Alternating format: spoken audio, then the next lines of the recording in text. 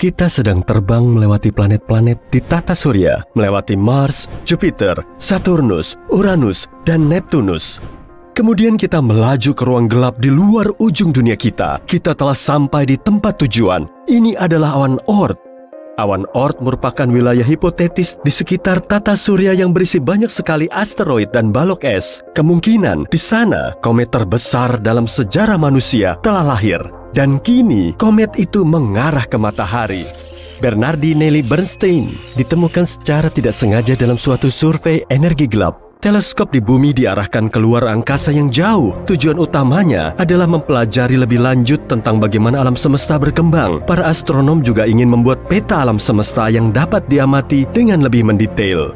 Ilmuwan menganalisis lebih dari 80.000 gambar dan menemukan suatu objek bergerak. Lokasinya sangat dekat dengan bumi. Diameternya besar sekali, 100 km, atau setara dengan lebar Danau Michigan. Komet ini sudah aktif dengan ekor panjang di belakangnya. Biasanya, komet mendapat ekor saat mendekat ke matahari. Panas matahari menghangatkan permukaan komet, kemudian materi ringan seperti es mulai menguap. Lalu awan uap dan debu terbentuk, membentang jauh di luar komet. Bernardinelli Bernstein terlalu jauh dari matahari untuk mulai memanas. Artinya, permukaannya punya komposisi berbeda. Mungkin terbentuk dari karbon monoksida padat. Ini meningkatkan terangnya komet. Makanya, komet ini dapat dilihat menggunakan teleskop di bumi. Kita bisa membandingkan Bernardinelli Bernstein dengan meteorit terbesar yang pernah jatuh di bumi. Sekitar 66 juta tahun lalu, planet kita ditabrak meteorit selebar 10 km. Saat itu, gelombang ledakan dari tabrakannya mengelilingi bumi beberapa kali. Gelombang tsunami yang disebabkan olehnya lebih tinggi dari gedung pencakar langit tertinggi, dan energi dari ledakannya membakar area di sekitarnya. Hampir semua makhluk hidup, termasuk dinosaurus dan ikan prasejarah, punah. Meteorit ini meninggalkan kawah yang ukurannya 3 kali Manhattan. Tempat itu kaya akan belerang. Lalu zat ini menguap karena panas yang abnormal dan berkumpul menjadi awan besar. Ini menyebabkan hujan asam yang membasahi bumi selama beberapa minggu selanjutnya. Komet yang baru kita temui ini 10 kali lebih besar. Kalau komet ini terbang ke bumi, kamu akan melihatnya dengan mata telanjang jauh sebelum tabrakan terjadi. Bentuknya mirip bintang yang bergerak di langit malam. Beberapa hari sebelum komet mencapai bumi, kamu dapat melihatnya bahkan pada siang hari. Kamu juga bisa melihat ekornya yang panjang. Saat komet ini menembus atmosfer, suara ledakan yang begitu keras akan muncul hingga kamu bisa mendengarnya di belahan bumi lain. Saat itu terjadi, komet akan mulai memanas karena bergesekan dengan udara dan mulai terbakar. Puing-puing yang tak terhitung jumlahnya akan memisahkan diri dari meteorit utama dan jatuh ke bumi. Segera setelah Bernardinelli Bernstein menyentuh permukaan bumi, kita akan melihat kilatan cahaya yang begitu terangnya hingga dapat mengalahkan matahari. Dalam sepersekian detik, energi berukuran kolosal akan berubah menjadi panas. Ini akan menciptakan ledakan terdahsyat dalam sejarah planet kita. Sebongkah tanah besar akan terlepas dan terlempar ke udara. Gelombang ledakannya akan membakar apa saja dalam radius beberapa ratus kilometer. Apinya akan terus menyebar ke segala arah, menekuk dan mematahkan pohon. Pada akhirnya, gelombang ini akan mencapai pegunungan salju dan memicu longsor besar yang akan menutup banyak desa. Gelombang ledakan akan mengitari bumi, menghancurkan kaca gedung di semua benua. Saking tingginya, gelombang tsunami yang terjadi akan menutup seluruh kota pesisir. Gempa bumi yang paling kuat dalam sejarah akan menghancurkan tanah dan menciptakan retakan yang dalam. Setelah tuburukan terjadi, miliaran ton debu dan abu akan naik ke udara.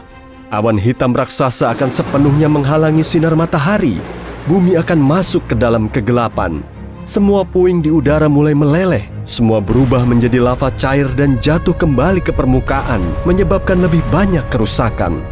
Abu dan debu di udara menutupi matahari selama beberapa bulan ke depan. Selama waktu ini, suhu di bumi akan turun beberapa derajat. Meski bersembunyi di tempat penampungan dan bangkar dalam tanah, orang-orang serta semua organisme hidup lainnya di bumi takkan bisa bertahan dari kejadian ini. Untungnya, Bernardinelli Bernstein takkan mendekati bumi. Saat ini, komet itu berjarak sekitar 20 unit astronomi dari matahari, atau 20 kali jarak bumi ke matahari. Artinya, komet itu akan segera melintasi orbit Uranus. Pada tahun 2031, jaraknya menjadi 11 unit astronomi dari matahari, alias tepat di luar orbit Saturnus. Ini adalah titik terdekat Bernardinelli Bernstein dengan matahari. Lalu komet ini akan terbang kembali ke tepi tata surya. Tapi, komet ini pasti akan kembali lagi. Kali ini akan menjauh dari matahari dan melambat sampai gravitasi bintang itu menariknya kembali. Lalu sang komet akan kembali mengitari tata surya. Tapi semua ini butuh waktu sekitar 3 juta tahun. Saat ini, ada banyak asteroid lain yang perlu kita perhatikan. Misalnya, 3200 Phaethon. Asteroid ini melintasi orbit Mars, Bumi, Venus, dan Merkurius, lalu mengitari matahari dan kembali. Siklus ini memakan waktu sekitar 523 hari. Kemudian siklusnya berulang lagi. Asteroid ini dianggap berpotensi berbahaya karena melintasi orbit Bumi pada jarak 7,5 kali lipat Bumi ke bulan. Dalam salah satu masa terakhirnya mendekati Bumi, batu selebar 5,7 km ini menghujani planet kita dengan meteor kecil. Karena asteroid ini sering melewati matahari, permukaannya mungkin terlihat seperti dasar rawa lumpur. Asteroid ini ditutupi tanah bersisik dan retak. Saat terbang melewati bumi, sisik ini terlepas dan menyebabkan hujan meteor. Tapi, asteroid yang berpotensi bahaya paling besar adalah 1999 JM8. Ukurannya setara 77 lapangan sepak bola. Jarak asteroid ini ke bumi adalah 9 kali jarak bulan. Jarak terdekatnya ke bumi akan terjadi pada bulan Agustus tahun 2137. Jika meteorit seperti ini menabrak bumi, satu benua bisa musnah, sementara sisanya mengalami tsunami besar, tapi mampu bertahan. Jadi, otomatis para ilmuwan sedang memikirkan cara untuk melindungi bumi dari bencana semacam itu. Solusi pertama adalah semacam Big Bang terkendali. Salah satu hukum fisika mengatakan, jika kamu menerapkan kekuatan ke satu arah, reaksi akan terjadi di sisi berlawanan. Jadi, jika kita melihat asteroid yang akan menabrak bumi, kita harus mengirim roket ke arahnya. Dengan begini, kita bisa menghasilkan ledakan terkendali, bukan di dalam, melainkan tepat di atas permukaannya. Ledakan ini akan diarahkan ke atas, dan asteroid yang kita incar akan bergeser ke bawah. Pergeseran kecil ini sudah cukup untuk mengubah lintasan asteroid. Lalu, asteroid ini akan terbang melewati bumi. Cara lainnya adalah mengirim benda berat, seperti pesawat antariksa, ke objek angkasa ini. Setiap objek berat punya gravitasi sendiri. Jadi, pesawat antariksa itu harus terbang dekat dengan asteroid dan akan menarik pesawat ke permukaannya. Tapi, mesin pesawat antariksa kita akan menolak. Pesawat itu pun mulai menarik asteroid ke arah berlawanan. Ini akan mengubah lintasan asteroid dan planet kita akan tetap utuh. Kita juga bisa menabrak asteroid dengan pesawat antariksa tadi. Boom! Atau kita bisa membangun stasiun ruang angkasa seperti ISS yang akan dilengkapi banyak lensa pembesar raksasa. Kita akan mengirim stasiun ini lebih dekat ke matahari dan mulai mencari asteroid yang berpotensi bahaya. Lalu, kita arahkan semua lensanya agar sinar matahari terfokus ke satu batu raksasa itu. Panasnya akan mulai menguapkan materi di permukaan asteroid. Di sanalah fisika akan berperan lagi. Materinya akan menguap ke atas dan asteroid akan bergerak ke bawah. Kita juga bisa membungkus asteroid menggunakan kertas reflektif, semacam aluminium foil. Biasanya, objek ruang angkasa menyerap sebagian besar sinar matahari. Tapi jika asteroid ditutupi begini, sinarnya akan memantul. Ini akan menciptakan kekuatan mendorong yang lemah. Itu seharusnya cukup untuk menghindari tabrakan. Kita juga bisa menambatkan mesin roket ke asteroid. Dengan begini, kita bukan cuma bisa mengubah lintasannya, tapi juga mengendalikannya. Namun, semua ini tergantung ukuran asteroid yang kita incar dan jumlah mesin roket kita. Kemudian, kita bisa menggunakan batu besar ini untuk menabrakkannya ke asteroid lain yang lebih besar. Matahari terbit menerangi pepohonan, rawa, dan tumbuhan besar di semenanjung Yucatan. Ini adalah suatu hari 66 juta tahun sebelum hari ini, hari-hari terakhir era Mesozoikum. Dunia yang damai ini belum mengetahui bahwa ada batu sebesar gunung sedang mendekati bumi dengan kecepatan lebih dari 64.000 km per jam. Bentuknya seperti bola api yang kian membesar setiap menitnya. Tak lama ukurannya tampak sudah lebih besar daripada matahari. Dinosaurus yang memenuhi bumi prasejarah tidak tahu kalau mereka harus lari, bersembunyi, dan menyelamatkan diri. Walaupun semua tetap sia-sia. asteroid menghantam planet dengan kekuatan super besar. Asteroid ini juga terus bergerak hingga menembus kerak sampai ke kedalaman berkilo-kilometer. Dampaknya meninggalkan kawah dengan lebar lebih dari 161 km. Ribuan kilometer kubik bebatuan padat langsung berubah menjadi uap. Benturan itu memicu serangkaian bencana alam yang memusnahkan 80% kehidupan di bumi.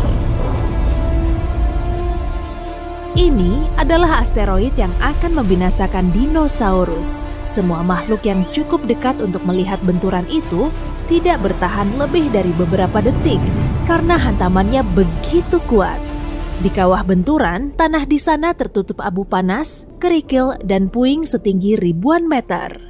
9 detik kemudian, segala sesuatu yang berada berkilo-kilometer di sekitarnya, rerumputan, pepohonan, semak-semak, ikut terbakar. Yang tidak terbakar beberapa menit setelah tabrakan, kini kebanjiran. Di beberapa tempat, gelombang tsunami naik setinggi 300 meter. Gempa mulai mengguncang bumi lebih keras dari gempa manapun. Kekuatannya setara dengan semua gempa bumi yang pernah terjadi di sini dalam 2 abad terakhir, bahkan jika terjadi bersamaan. Kurang dari 1 jam setelah benturan, embusan angin menerpa daerah di sekitarnya dengan kecepatan 965 km per jam. Angin ini meratakan semua yang masih berdiri dan menyebarkan puing-puing berkilo-kilometer jauhnya. Di tempat yang agak jauh dari zona benturan, langit berubah gelap secara dramatis. Yang tampak seperti bintang jatuh di langit sebenarnya adalah puing-puing yang menghujani bumi. Menyala merah mengerikan, puing-puing ini kembali memasuki atmosfer bumi dan memancarkan radiasi inframerah.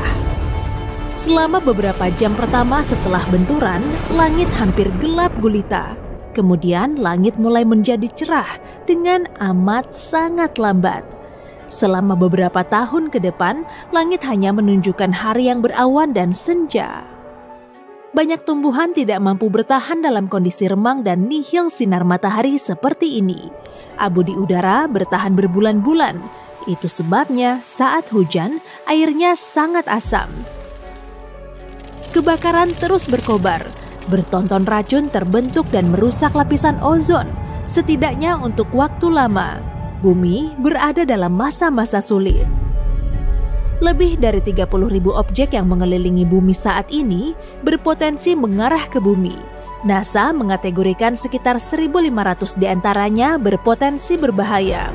Bebatuan antariksa ini adalah sisa-sisa pembentukan tata surya sekitar 4,6 miliar tahun lalu. Jika salah satu benda ini menghantam planet kita, dampaknya tidak dapat diprediksi. Dampaknya bervariasi, dari kaca retak dan jendela pecah hingga semua bentuk kehidupan terhapus lagi dari muka bumi. Sayangnya untuk kita, peluang opsi kedua lebih besar. Pada tahun 2004, astronom menemukan asteroid besar sedang mendekati bumi. Pengamatan awal menunjukkan hanya ada kurang dari 3% kemungkinan batuan antariksa ini mengenai planet kita. Asteroid itu dinamai Apophis. Panjangnya lebih dari 335 meter dan beratnya sekitar 20 juta ton. Asteroid ini diperkirakan melesat di langit tepat pada hari Jumat 13 April 2029. Apophis akan melintas dalam jarak 30.500 km dari permukaan bumi. Ilmuwan sangat yakin objek penyusup itu takkan menabrak planet kita. Selain itu, ilmuwan justru sangat bersemangat karena bisa melihat objek antariksa ini dari dekat. Dan bukan hanya mereka, sekitar 2 miliar orang bisa ikut menyaksikan asteroid ini melintas dengan mata telanjang.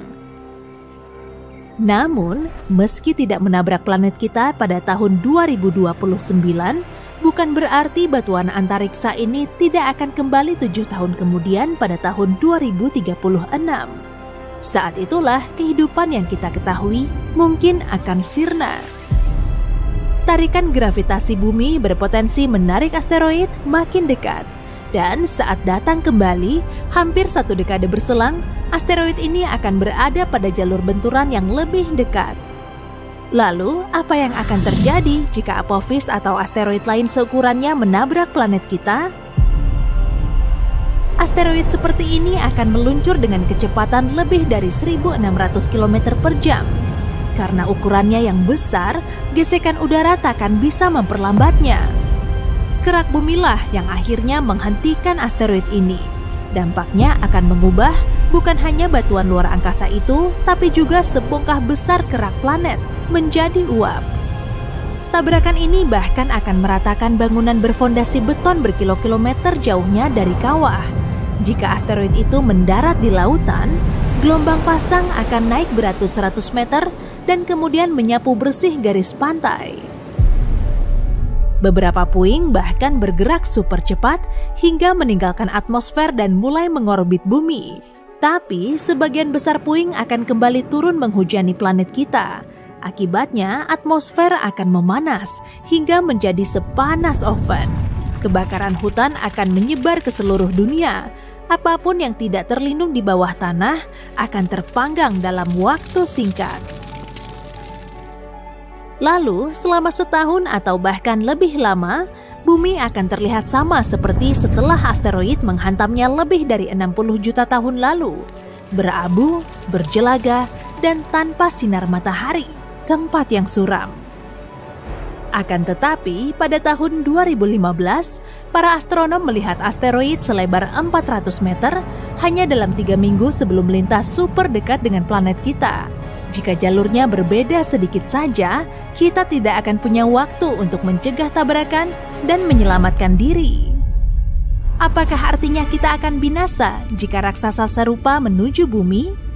Jangan khawatir, manusia masih punya kesempatan untuk bertahan hidup. Sebagai contoh, kita bisa menggunakan pesawat luar angkasa untuk menggeser tamu tak diundang ini dari jalurnya. Atau entah bagaimana, kita bisa menghancurkannya berkeping-keping. Ilmuwan juga bisa memperlambatnya dengan bantuan sinar matahari yang dipusatkan. Atau kita bisa menariknya dengan traktor gravitasi. Itu adalah pesawat luar angkasa teoretis yang bisa memengaruhi objek antariksa tanpa menyentuhnya. Dalam film sci-fi, asteroid besar sering menyusup ke bumi, dan ternyata itu sangat mengejutkan para astronom.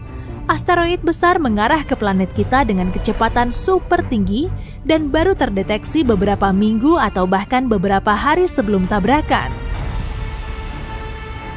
Pada kenyataannya, para ilmuwan terus mengamati semua benda beragam ukuran di sekitar bumi.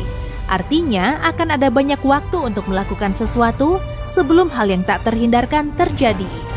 Ada 3 jenis misi yang dapat disiapkan oleh para ilmuwan dalam waktu singkat. Tipe 0, yaitu pesawat luar angkasa berat diluncurkan ke arah penyusup dengan satu tujuan, menggesernya dari jalurnya. Dalam misi ini, astronom harus bergantung pada informasi yang sudah tersedia. Misi tipe 1 akan melibatkan pesawat pengintai. Pesawat ini akan diluncurkan lebih dulu untuk mendapatkan informasi lebih dekat tentang target. Setelah itu, barulah pesawat luar angkasa utama akan diluncurkan.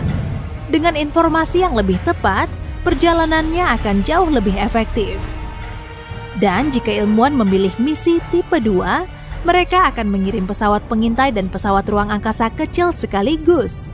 Pesawat luar angkasa itu akan menggeser asteroid sedikit dari jalurnya, kemudian pengintai akan mengumpulkan semua informasi yang diperlukan.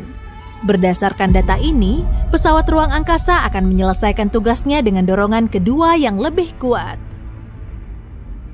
Jika ketiga metode ini gagal, manusia bisa mencoba pergi jauh ke bawah tanah atau bahkan membangun tempat berlindung di dasar laut. Tapi untuk itu, kita perlu menemukan sumber energi yang dapat membantu kita bertahan setidaknya beberapa dekade.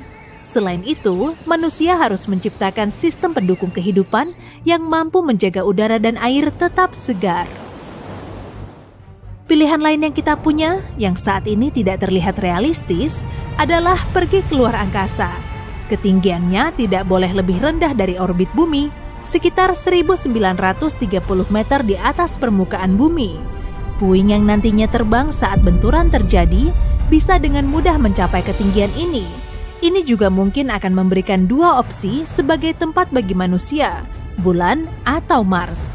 Sayangnya, saat ini kita belum tahu cara membangun koloni luar angkasa yang mandiri dan tidak ada banyak waktu tersisa untuk mengetahuinya. Saat mendongakkan kepala, kamu melihat kilatan cahaya benderang menghiasi langit. Sesaat kemudian, terdengar ledakan keras menyebabkan kaca jendela di dekatmu hancur lebur hingga berkeping-keping. Matamu tertuju pada bongkahan batu raksasa yang melesat di cakrawala. Saat batu ini menghantam permukaan bumi, ledakannya meninggalkan bekas berupa kawah raksasa sedalam 19,3 km dan seluas danau Michigan. Akibat peristiwa ini, 3/4 organisme di bumi musnah. Kejadiannya berlangsung sekitar 66 juta tahun yang lalu. Asteroid itu telah memusnahkan dinosaurus. Tapi di zaman now, kita bisa kok melakukan banyak hal untuk melindungi diri. Misalnya dengan bersembunyi di dalam bunker bawah tanah. Bunker ini bisa menyelamatkan kita saat langit tengah dipenuhi asteroid. Dan lama-lama, sebagian di antaranya akan mendarat di bumi lalu mendatangkan malapetaka. Contohnya asteroid 1990 MU. Diperkirakan pada tahun 2027 jaraknya sangat dekat dengan kita. Banyak ahli khawatir kalau gaya gravitasi bumi akan menjebak batuan luar angkasa jumbo sepanjang 2 jembatan Brooklyn ini, lalu membuatnya terus melesat dan akhirnya menabrak permukaan planet kita. Benturan ini akan menyebabkan gelombang kejut yang akan bisa terdeteksi di benua lain. Setelah objek ini menyentuh tanah, terjadilah ledakan, kemudian muncul cahaya terang seolah-olah matahari baru saja terbit dari permukaan bumi. Peristiwa ini memancarkan energi yang sangat besar yang kemudian diubah menjadi panas. Semua objek yang ada di dekat lokasi benturan akan terbakar. Dan kalaupun jatuh ke dalam air, asteroid ini akan memicu gelombang tsunami tingginya melebihi gedung Empire State. Sejumlah kota pesisir jadi kebanjiran dan debu yang berterbangan pasca ledakan juga akan menghalangi cahaya matahari. Kemudian, bumi kita akan berselimut kelam. Kalau kondisi ini terus berlangsung, iklim global akan berubah dan bumi mulai membeku. Oke, kalau menurutmu meteorit sekecil itu nggak akan membahayakan planet kita? Gimana kalau ku kenalin sama meteor Chelyabinsk? Meteorit ini menghantam bumi pada tahun 2013 lalu. Saat objek ini memasuki atmosfer bumi, suaranya bisa terdengar dari jarak berkilo-kilometer. Kecepatannya sekitar 17,7 km per detik. Di tengah lesatannya, meteorit itu pecah berkeping-keping lalu menimbulkan gelombang kejut yang lebih kuat. Akibatnya, terjadilah gempa bumi dahsyat yang mampu menghancurkan kaca jendela di 5.000 bangunan. Efek pasca tumbukan juga bisa dirasakan oleh penduduk di 6 kota terdekat. Padahal, ukurannya cuma 18,3 meter. Tapi yang bikin lega, 1990 MU diperkirakan cuma akan numpang lewat. Phew! Asteroid berukuran 4,8 km ini juga akan mendekati bumi. Namanya 3122 Florence. Kalau si Florence sampai menabrak bumi, semua benua di planet kita akan hancur lebur. Pada tahun 2017, posisinya sudah sangat dekat. Kemunculannya bahkan bisa diamati cuma dengan teleskop kecil. Oke, beralih ke asteroid lain, yang jaraknya jauh lebih mengkhawatirkan, 1999 JM8. Ukurannya kurang lebih seluas kota Manhattan dan sering banget bikin kita senam jantung. Rupanya, asteroid ini punya hobi mepet-mepet ke bumi. Asteroid kecil ini bernama 2020 VT4 dan jaraknya paling dekat dengan bumi dibandingkan asteroid lain. Pada bulan November 2020 lalu, batuan luar angkasa sebesar mobil ini melintasi Samudra Pasifik pada ketinggian hampir sejauh jarak Los Angeles dan Las Vegas. Kalaupun berhasil memasuki atmosfer bumi, seluruh materinya akan terbakar sebelum jatuh ke permukaan tanah. Asteroid dan meteorit jatuh sudah menjadi fenomena biasa di planet kita. Dan untungnya, kebanyakan bisa menyala lalu terbakar habis saat memasuki atmosfer. Nah, kamu tahu nggak sih biang kerok yang udah bikin planet kita sering dihujani meteor? Iya, tak lain dan tak bukan Mars. Planet merah ini sangat dekat dengan sabuk asteroid utama di tata surya. Dan kadang, gaya gravitasinya melontarkan asteroid dari posisi awalnya lalu mengarahkannya ke bumi seperti ketapel raksasa. Aduh, dasar Mars impostor! Tapi, raksasa gas Jupiter juga melindungi kita. Medan gravitasinya sangat kuat dan mampu menjaga sabuk asteroid tetap dalam satu garis lurus. Kita pun bisa terhindar dari hujan meteorit yang terus-terusan terjadi. Plusnya lagi, Ceres berlokasi di sabuk asteroid. Batuan luar angkasa berukuran jumbo ini pernah dianggap sebagai planet. Beberapa tahun kemudian, para ilmuwan menggolongkannya sebagai asteroid. Tapi mulai tahun 2006, ia diklasifikasikan sebagai planet Katai. Ceres menempati sepertiga masa total sabuk asteroid atau sekitar 4% dari masa bulan. Nah, kalau bumi kita seukuran koin, Ceres akan sebesar biji popi. Lalu gimana ya kalau sejumlah asteroid yang diameternya sampai berkilo-kilometer itu terus mendekati bumi? Gimana cara ilmuwan menghentikannya? Batu luar angkasa ini perlu dipecah menjadi kepingan kecil. Caranya dengan mengaplikasikan ledakan besar. Bahkan nggak perlu repot-repot harus mendarat di asteroid raksasa itu. Cukup dekati permukaannya saja.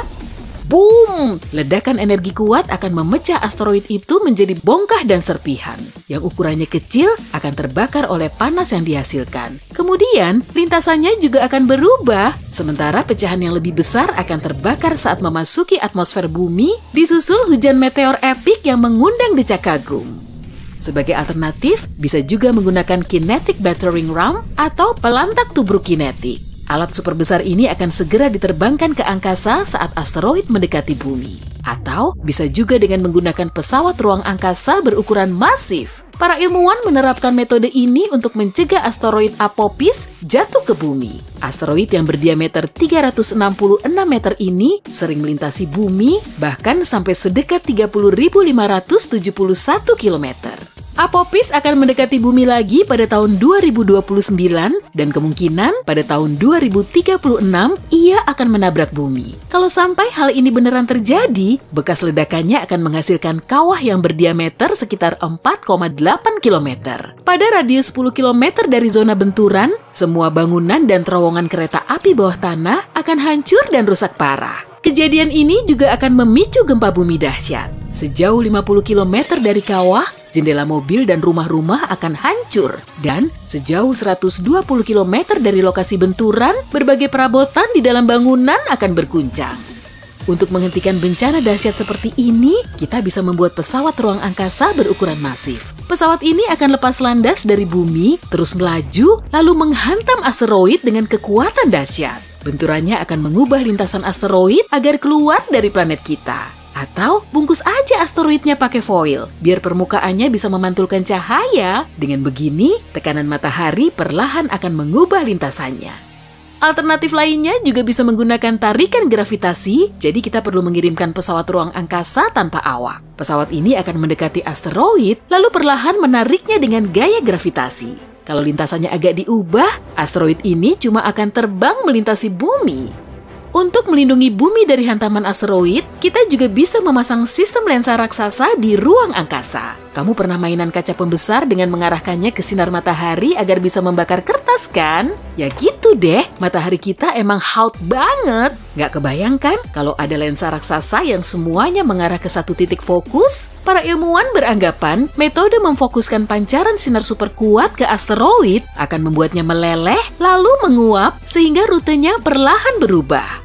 Cara yang satu ini juga bisa dicoba, yaitu dengan memasang sejumlah mesin roket di permukaan asteroid agar lintasannya menjauhi bumi. Namun demikian, bintang pengembara justru lebih mengancam kita loh. Seperti asteroid, bintang ini melayang-layang di ruang angkasa dan menabrak objek apapun yang menghalangi jalannya. Belum lagi masanya sangat besar dan kadang bisa seberat matahari kita. Sekitar 70.000 tahun lalu, ada 2 bintang pengembara yang sempat melintasi matahari. Bumi kita memang tidak terpengaruh sih, tapi bagian terluar tata surya sempat mengalami gangguan. Suatu saat nanti, kejadian ini bisa saja terulang lagi. Bintang pengembara Gliese 710 yang beratnya sekitar setengah kali matahari terus mendekati tata surya kita. Kemungkinan bintang pengembara ini akan merenggut asteroid dari sabuknya lalu melontarkannya ke bumi. Waduh, ngeri! Hujan meteor pun akan semakin sering terjadi. Tapi saat ini, jaraknya masih relatif jauh dari kita kok. Dan kemungkinan besar, ia cuma akan numpang lewat. Lega juga. Asteroid yang sampai ke planet kita nggak selangka yang kita bayangkan. Sekitar 17.000 asteroid menyambangi kita setiap tahun. Bahkan kamu mungkin pernah melihat setidaknya 1 kali dalam hidupmu, misalnya kalau kamu melihat bintang jatuh. Bintang jatuh meninggalkan ekor yang terang di belakangnya saat melintasi atmosfer bumi. Tentu saja bintang jatuh hanya terlihat indah di langit. Jika berhasil menyentuh tanah, akibatnya akan sangat dahsyat. Beruntung bagi kita, sebagian besar dari asteroid ini meledak pada jarak 48-80 km di atas permukaan bumi. Masanya terlalu kecil untuk bisa bertahan dalam perjalanan mencapai tanah, jadi sebagian besar asteroid gak berbahaya bagi kita. Tapi kita gak boleh meremehkannya. Mari kita mulai dari yang terkecil, asteroid berukuran 0,3-1 meter ukurannya, kira-kira setinggi manusia. Ini terlalu kecil untuk menyebabkan kerusakan signifikan. Kebanyakan asteroid ini meledak di atmosfer, bahkan tanpa mencapai lapisan atmosfer yang lebih rendah. Tapi di saat bersamaan, asteroid-asteroid ini menyemburkan energi yang sangat besar ke permukaan. Asteroid berukuran 4-4,6 meter, ini setinggi jerapah dan mamut. Meteorit berukuran agak besar ini lebih jarang menghampiri kita, yaitu 1,5 tahun sekali. Seperti yang sebelumnya, untungnya meteorit-meteorit ini nggak menimbulkan ancaman serius, tapi energi yang dilontarkannya jauh lebih besar. 9,1 meter, setinggi bangunan 3 hingga 4 lantai. Asteroid ini mengunjungi kita setiap 10 tahun sekali, dan yang ini merupakan ancaman serius. Gelombang yang dihasilkannya bisa menghancurkan sebuah kota. Kurasa kamu mengerti seberapa parah dampaknya jika asteroid ini menghantam bumi.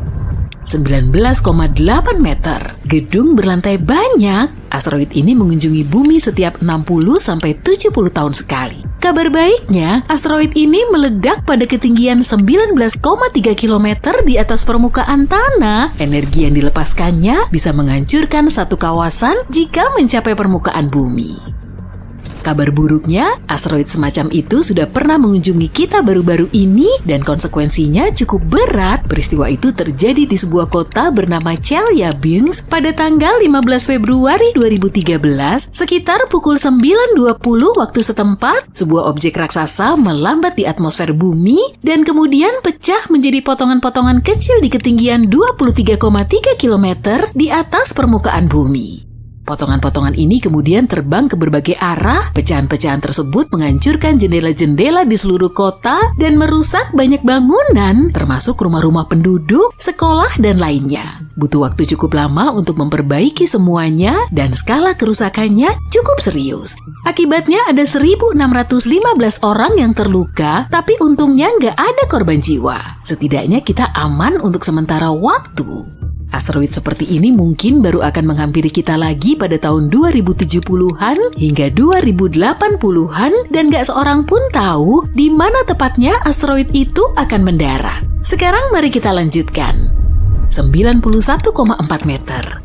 Ini setara tinggi patung Liberty beserta alasnya. Raksasa seperti ini bisa dilihat setiap 4.500 tahun sekali. Dan ini asteroid pertama dalam daftar kami yang berpeluang menabrak bumi. Konsekuensinya sangatlah mengerikan, gak hanya menghancurkan seluruh kota, tapi juga bisa membuat daerah-daerah di sekitarnya terbakar. Beberapa orang bahkan menyaksikan meteorit semacam itu mendarat di planet kita.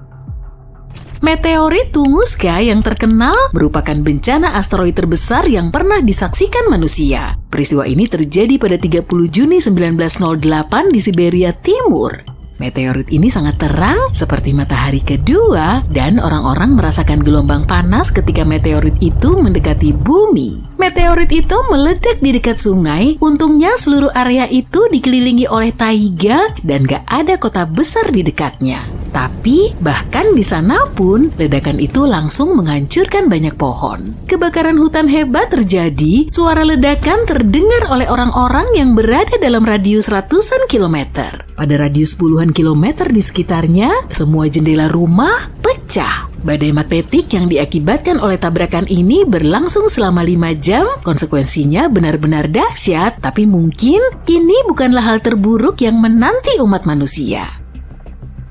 99942 Evovis 370,3 meter. Sedikit lebih besar dari Menara Eiffel, meteorit ini seperti yang ditemukan oleh para ilmuwan pada tahun 2013 akan menjadi tamu kita berikutnya. Tabrakan sebesar itu terjadi sekali dalam 100.000 tahun, dan yang satu ini sudah semakin dekat. Kekuatan ledakan seperti itu sama dengan kekuatan letusan dahsyat gunung berapi Krakatau pada tahun 1883. Letusan ini dianggap sebagai salah satu yang paling merusak dalam sejarah. Letusannya menyebabkan tsunami yang dahsyat, sebanyak 165 kota dan pemukiman hancur total, dan 132 lainnya mengalami kerusakan parah. Orang-orang di seluruh dunia bisa merasakan dampak letusan ini setidaknya sampai tingkat tertentu. Asteroid semacam itu bisa meninggalkan kawah selebar 5,6 km dan inilah yang akan kita hadapi di masa depan. Tapi tenang, jangan panik dulu. Pada tahun 2070, meteorit itu akan berada hampir 280 juta kilometer jauhnya dari kita. Perjalanannya masih sangat panjang, jadi kita masih aman untuk setidaknya 100 tahun ke depan atau bahkan lebih. Terlebih lagi, planet kita pernah selamat dari hal yang jauh lebih buruk. 1 kilometer. Ini lebih tinggi dari menara tertinggi di dunia, yaitu Menara Burj Khalifa di Dubai. Tabrakan semacam ini terjadi setiap 500.000 tahun sekali. Kami nggak yakin kapan terakhir kali tabrakan seperti ini terjadi. 70% dari planet kita tertutup air. Kalau meteorit semacam itu jatuh ke lautan, akan sangat sulit untuk menemukan jejaknya. Tapi kita bisa mengasumsikan konsekuensi yang mungkin terjadi. Ombak akan menyapu seluruh belahan bumi, kawahnya akan berdiameter sekitar 14,5 km, dan itu akan menjadi bencana luar biasa dahsyat. Peristiwa ini terakhir terjadi 26-28 juta tahun yang lalu. Itu adalah letusan gunung berapi Super Lagarita yang terletak di barat daya Colorado, Amerika Serikat. Ini merupakan salah satu fenomena gunung berapi super terdahsyat dalam sejarah. Selama letusan dahsyat itu, sebagian besar wilayah Colorado saat ini hancur. Para ilmuwan masih belum yakin seberapa jauh abunya menyebar. Tapi, ada meteorit yang lebih besar lagi dalam sejarah umat manusia.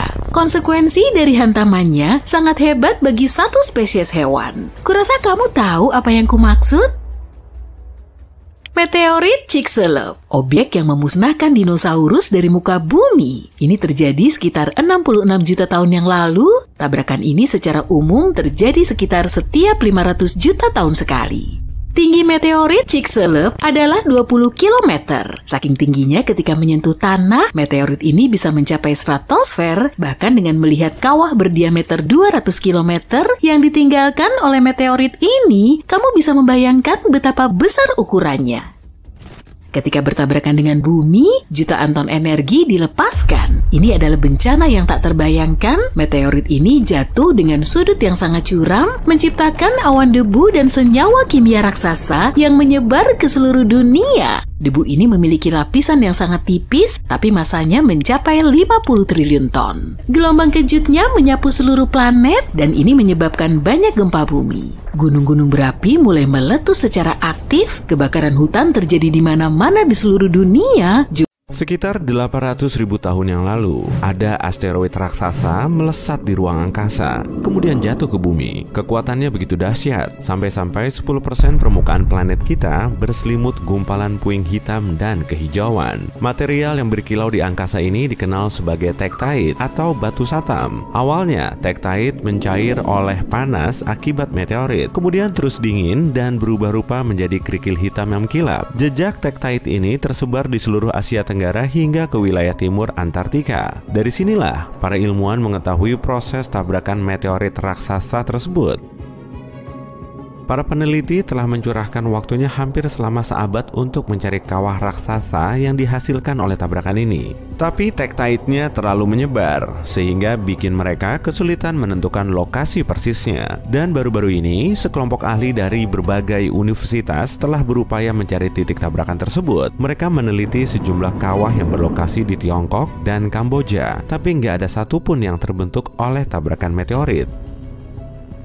Kemudian, mereka melanjutkan penelitiannya di Laos. Ternyata konsentrasi tektite di sini paling tinggi. Dan setelah memilah semua kawah yang terlihat, mereka mengusulkan teori baru. Mungkin nggak sih kalau kawahnya tertutup sesuatu? Mereka pun mulai mengukur gaya gravitasi di berbagai lokasi di seluruh penjuru Laos. Dan akhirnya, mereka mendeteksi anomali gravitasi yang cukup kuat di lokasi erupsi gunung berapi purba, tepatnya di bawah lapisan lava vulkanik tebal yang telah dingin.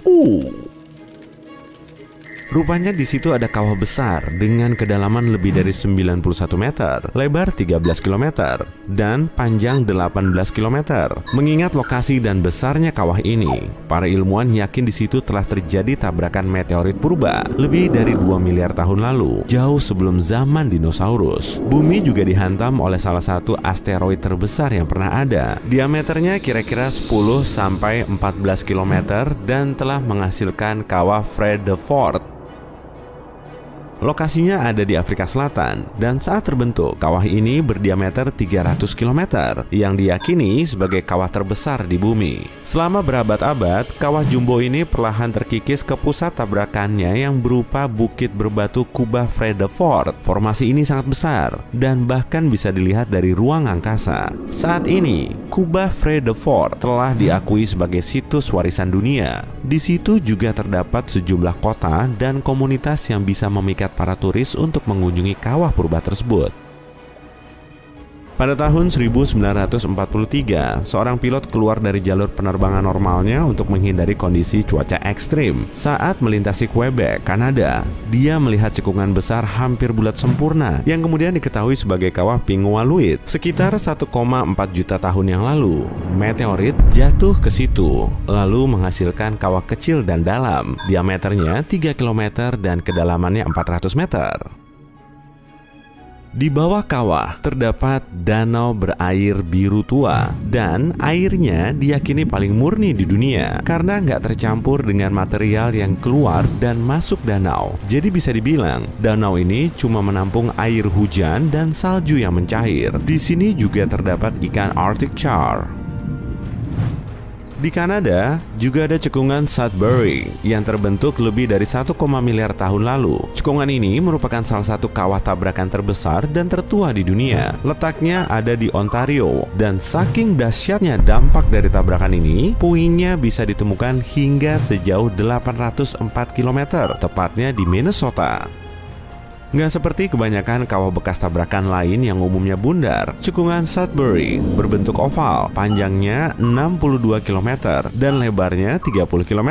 Lokasi tabrakan pertama kemungkinan mencapai kedalaman 16 km, tapi versi modernnya jauh lebih dangkal. Asteroid yang tadinya jatuh ke situ telah membawa mineral alam dalam konsentrasi tinggi, sehingga menyuburkan tanah. Dasar kawahnya kini dimanfaatkan sebagai ladang buah-buahan dan sayur mayur. Formasi kawah yang unik ini juga dipakai untuk latihan para astronot Apollo sebelum mereka menjalankan misi ke bulan.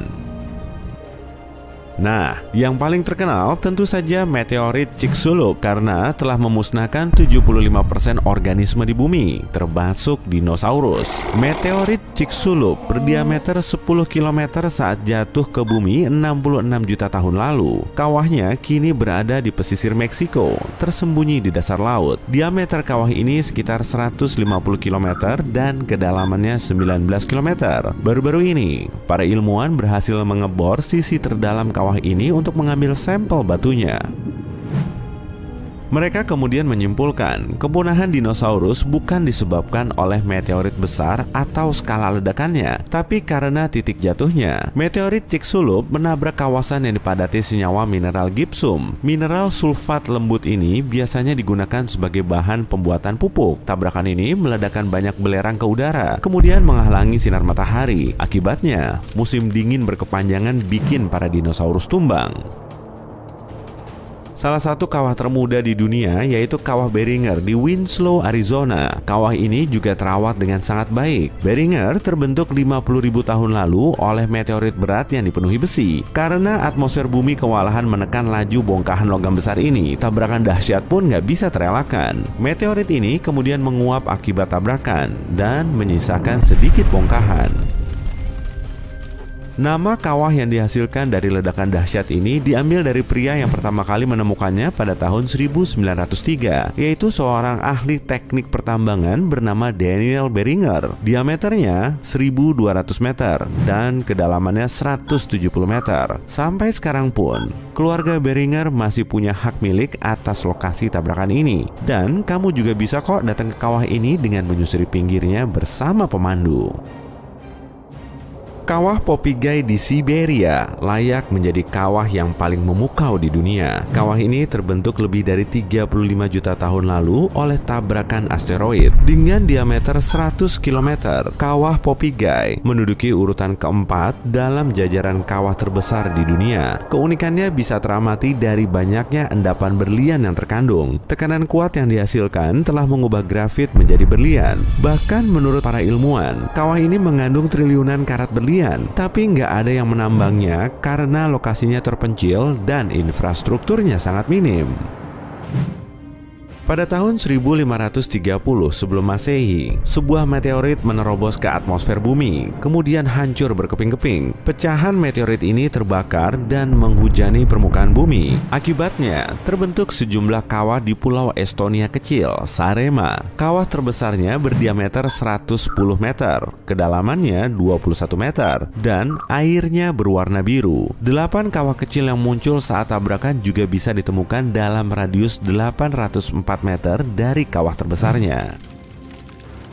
Tabrakan meteorit ini telah membakar pepohonan di seisi pulau. Sebagian besar area hutannya juga hangus. Untungnya, hutan ini kini telah tumbuh kembali dan kawahnya menjadi destinasi hiking populer di kalangan para turis. Kawasan yang kita kenal sebagai Quebec di Kanada ini pernah dihantam meteorit sekitar 200 juta tahun yang lalu. Tabrakan ini kemudian menghasilkan kawah terbesar ke-6 di dunia yang berdiameter 64 km. Selama berabad-abad, pinggiran luar kawahnya dipenuhi air, dan sekarang lokasi ini dikenal sebagai reservoir Manicouagan. Ukurannya sangat besar, sampai bisa teramati dari luar angkasa. Danau ini juga dijuluki sebagai Mata Quebec karena bentuknya kelihatan aneh.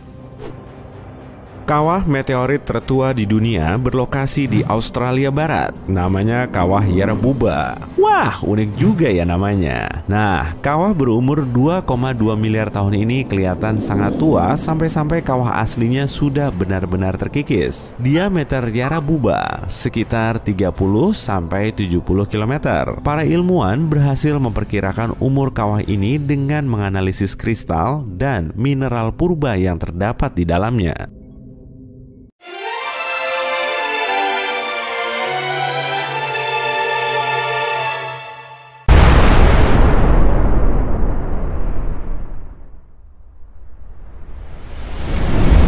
Dari makhluk kecil sampai raksasa, semua hewan mencoba kabur dari dinding api yang bergerak ke arah mereka. Suhu semakin panas dan sekeliling mulai terbakar. Tak lama kemudian, banyak hewan dan tumbuhan di bumi akan punah. Ini adalah dampak dari asteroid raksasa yang jatuh ke bumi. Tapi, bagaimana jika dinosaurus memiliki kemampuan berpikir kritis dan mereka bisa menebak apa yang akan terjadi karena asteroid ini ternyata sudah kelihatan 1 tahun sebelum tabrakan. 1 tahun sebelum tabrakan, tanpa lampu kota, semua bintang di langit terlihat jelas. Sebagiannya adalah planet yang memantulkan cahaya dari matahari seperti Mars, tapi salah satu titik itu adalah asteroid yang kemudian dikenal sebagai penabrak Chicxulub. Namanya berasal dari daerah Meksiko tempatnya jatuh.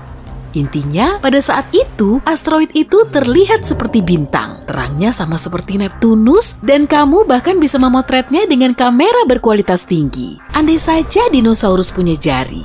Asteroid ini kini melewati orbit Jupiter. Dari jarak ini, bumi terlihat seperti titik biru pucat.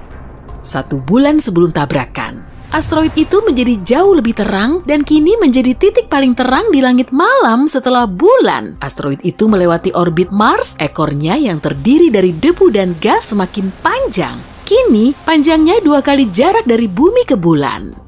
1 minggu sebelum tabrakan, ekor asteroid itu kini 5 kali jarak dari bumi ke bulan. Tapi dinosaurus tak bisa mengagumi keindahannya. Bagi mereka, itu cuma titik terang biasa di langit malam. Jika asteroid ini terbang ke arah bumi saat ini, para ilmuwan bisa menunjukkan lokasi tepatnya tabrakan dalam 1,6 km. Lalu, kita bahkan bisa mengevakuasi orang-orang dari area tabrakan dan menghindari bencana besar. 1 hari sebelum tabrakan, penabrak Chicxulub sekarang berada di posisi pertama di antara benda langit paling terang. Cahaya yang mengelilinginya yang disebut halo bahkan tampak lebih besar daripada bulan. Asteroid itu kini melewati orbit bulan, mirip seperti titik terang yang meninggalkan jejak abu. 1 jam sebelum tabrakan, cahaya dari penabrak Chicxulub lebih terang daripada bulan purnama dan gerakannya bisa dilihat dengan mata telanjang. Malam di bumi tidak lagi gelap, namun kini dinosaurus mulai merasa gelisah. Semua hewan di bumi mulai mencari tempat berlindung. 10 menit sebelum tabrakan, asteroid itu kini memasuki orbit bumi. Ribuan pecahan kecil dari ekornya mulai jatuh ke planet ini. Itu seperti hujan meteor. Sejauh ini, pecahan-pecahan itu terlalu kecil, semuanya terbakar di atmosfer sebelum jatuh ke permukaan bumi. Asteroid itu mendekati Amerika Selatan, dan jika seseorang melihatnya dari Eropa, tampilannya akan seperti matahari terbenam. Titik terang penabrak Chicxulub jatuh di balik cakrawala. 2 menit sebelum tabrakan, kini dinosaurus bisa dengan mudah melihat bentuk asteroid itu. Jika tahu caranya, mereka bahkan bisa memperkirakan ukuran asteroid itu. Ukurannya lebih dari 10 km, berarti hampir seukuran Pulau Manhattan. Dan bobot asteroid raksasa itu adalah 70 triliun kilogram. Asteroid itu jatuh ke arah semenanjung Yucatan pada kecepatan 12 km per detik, dan pada kecepatan itu kamu bisa pergi dari New York ke Los Angeles kira-kira dalam waktu 10 menit. Tapi kamu akan terbakar di jalan. 10 detik sebelum tabrakan, penabrak Chicxulub kini mendekati daratan. Beberapa kilometer lagi, dan duar! Langit malam tiba-tiba menjadi putih. Kilatnya sangat terang sampai matahari tidak terlihat pada titik ini. Jatuhnya asteroid itu menyebabkan ledakan dahsyat yang bisa terdengar di belahan bumi lain. Asteroid besar itu mulai terbakar karena gesekan dengan udara. Ia memanas dan pecah menjadi beberapa bagian. Bagian-bagian ini menghujani bumi, dan setelah beberapa detik, bagian terbesar dari meteorit ini jatuh ke tanah. Massa dan kecepatannya memberi energi yang luar biasa besar bagi penabrak Chicxulub. Dalam beberapa saat berikutnya, ledakan super kuat mengguncang daratan. Gelombang ledakan dari meteorit mulai menyebar dari lokasi tabrakan. Tanah dan pepohonan terangkat, lalu terdorong seperti domino. Suhu gelombang daratan itu sangat tinggi, semua yang ada di sekitar lokasi tabrakan terbakar. Energi yang dilepaskan saat tabrakan juga masuk jauh ke dalam bumi. Ini menyebabkan gempa bumi paling kuat dalam sejarah planet ini. Akibatnya, terjadi gelombang tsunami setinggi Empire State Building. 5 menit setelah tabrakan, meteorit itu menciptakan kawah besar, ukurannya selebar Danau Huron di Amerika dan cukup dalam untuk memuat 2,5 gunung Everest. Dinosaurus berlarian panik berusaha menyelamatkan diri ke Amerika Utara. Tapi, sebagian besar tidak berhasil melewati wilayah rawa yang asing. Bahaya lainnya adalah hujan meteor yang masih berlangsung. Ratusan ton abu dan puing terangkat ke udara. Panas karena suhu tinggi, puing-puing itu jatuh ke bumi dalam bentuk lava cair. Abu dan asap memenuhi atmosfer dan menghalangi cahaya matahari. Bumi jatuh dalam kegelapan, dan selama beberapa minggu ke depan, planet kita benar-benar gelap. Hujan asam jatuh ke permukaannya tanpa henti. Ada banyak belerang di endapan bawah tanah di semenanjung Yucatan. Energi ledakan itu membuat semua belerang menguap. Sekarang, belerang itu menjadi dingin di udara, berkumpul di awan, dan jatuh ke tanah dalam bentuk hujan. Sebagian besar hewan selamat dari tabrakan itu, tapi kepunahan massal berlanjut selama berbulan-bulan. Tabrakan itu menenggelamkan bumi ke dalam kegelapan, juga membinasakan sebagian besar tumbuhan yang mendapat makanan dari cahaya matahari. Dinosaurus pemakan tumbuhan kehilangan sumber makanan utamanya dan mulai menghilang. Tapi, dinosaurus pemakan tumbuhan adalah makanan utama karnivora. Dan kini, dinosaurus seperti T-Rex tak lagi punya makanan. Lantas, tak lama kemudian, punah. Dengan kata lain, bukan meteorit yang membuat punah dinosaurus, melainkan kelaparan dan perubahan iklim. Meteorit seukuran ini jatuh setiap 100 juta tahun sekali. Artinya, peristiwa seperti itu bisa terjadi lagi. Apa manusia akan bisa selamat dalam bencana ini? Sekarang ini, kita bisa melihat jauh ke ruang angkasa, dan wujud asteroid seukuran penabrak Chicxulub tak akan mengejutkan para astronom. Umumnya, asteroid yang memiliki ukuran lebih dari 140 meter dianggap berpotensi berbahaya. Kalau tahu tentang benda langit yang mendekat, kita bisa membangun tempat berlindung dengan suplai makanan dan air. Begitu asteroid cukup dekat, kita bisa menunggu tabrakan dan dampaknya di dalam tempat itu. Tapi saat kembali ke permukaan, orang-orang akan melihat kota dan desa hancur. Planet kita akan terlihat seperti gurun tanpa kehidupan. Itu sebabnya kita perlu alternatif lain untuk mencegah tabrakan. Kita punya banyak pilihan bergantung pada ukuran dan materi asteroid itu. Menurut NASA, cara paling efektif adalah kinetic ramp. Kita harus mengirim benda cukup besar dan berat seperti pesawat antariksa ke ruang angkasa. Saat pesawat itu mendekati asteroid, para ilmuwan akan memilih lintasan sempurna dan pesawat akan menabrakkan diri ke benda langit itu. Tabrakan yang kuat akan mengubah lintasan asteroid dan membuatnya melewati bumi. Semakin jauh benda langit ini dari planet kita, semakin mudah kita mengusirnya.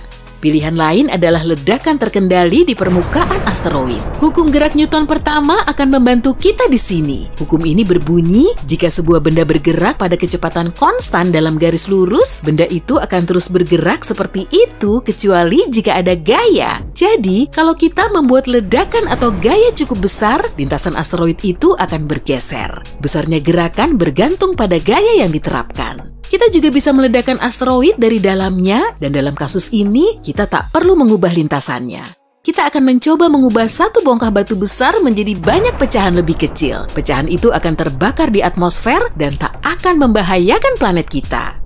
Cara lain adalah tarikan gravitasi. Setiap objek berat memiliki gaya dan medan gravitasi. Tujuan kita adalah mengirim pesawat antariksa ke asteroid dan menerbangkannya di dekat pengacau itu. Asteroid akan menarik pesawat antariksa itu, tapi mesin pesawat akan melawan. Akibatnya, pesawat perlahan tapi pasti akan menarik asteroid ke arahnya. Cara ini akan jauh lebih lama, tapi perlahan lintasan asteroid akan berubah dan benda langit itu tak akan menabrak bumi. Semoga.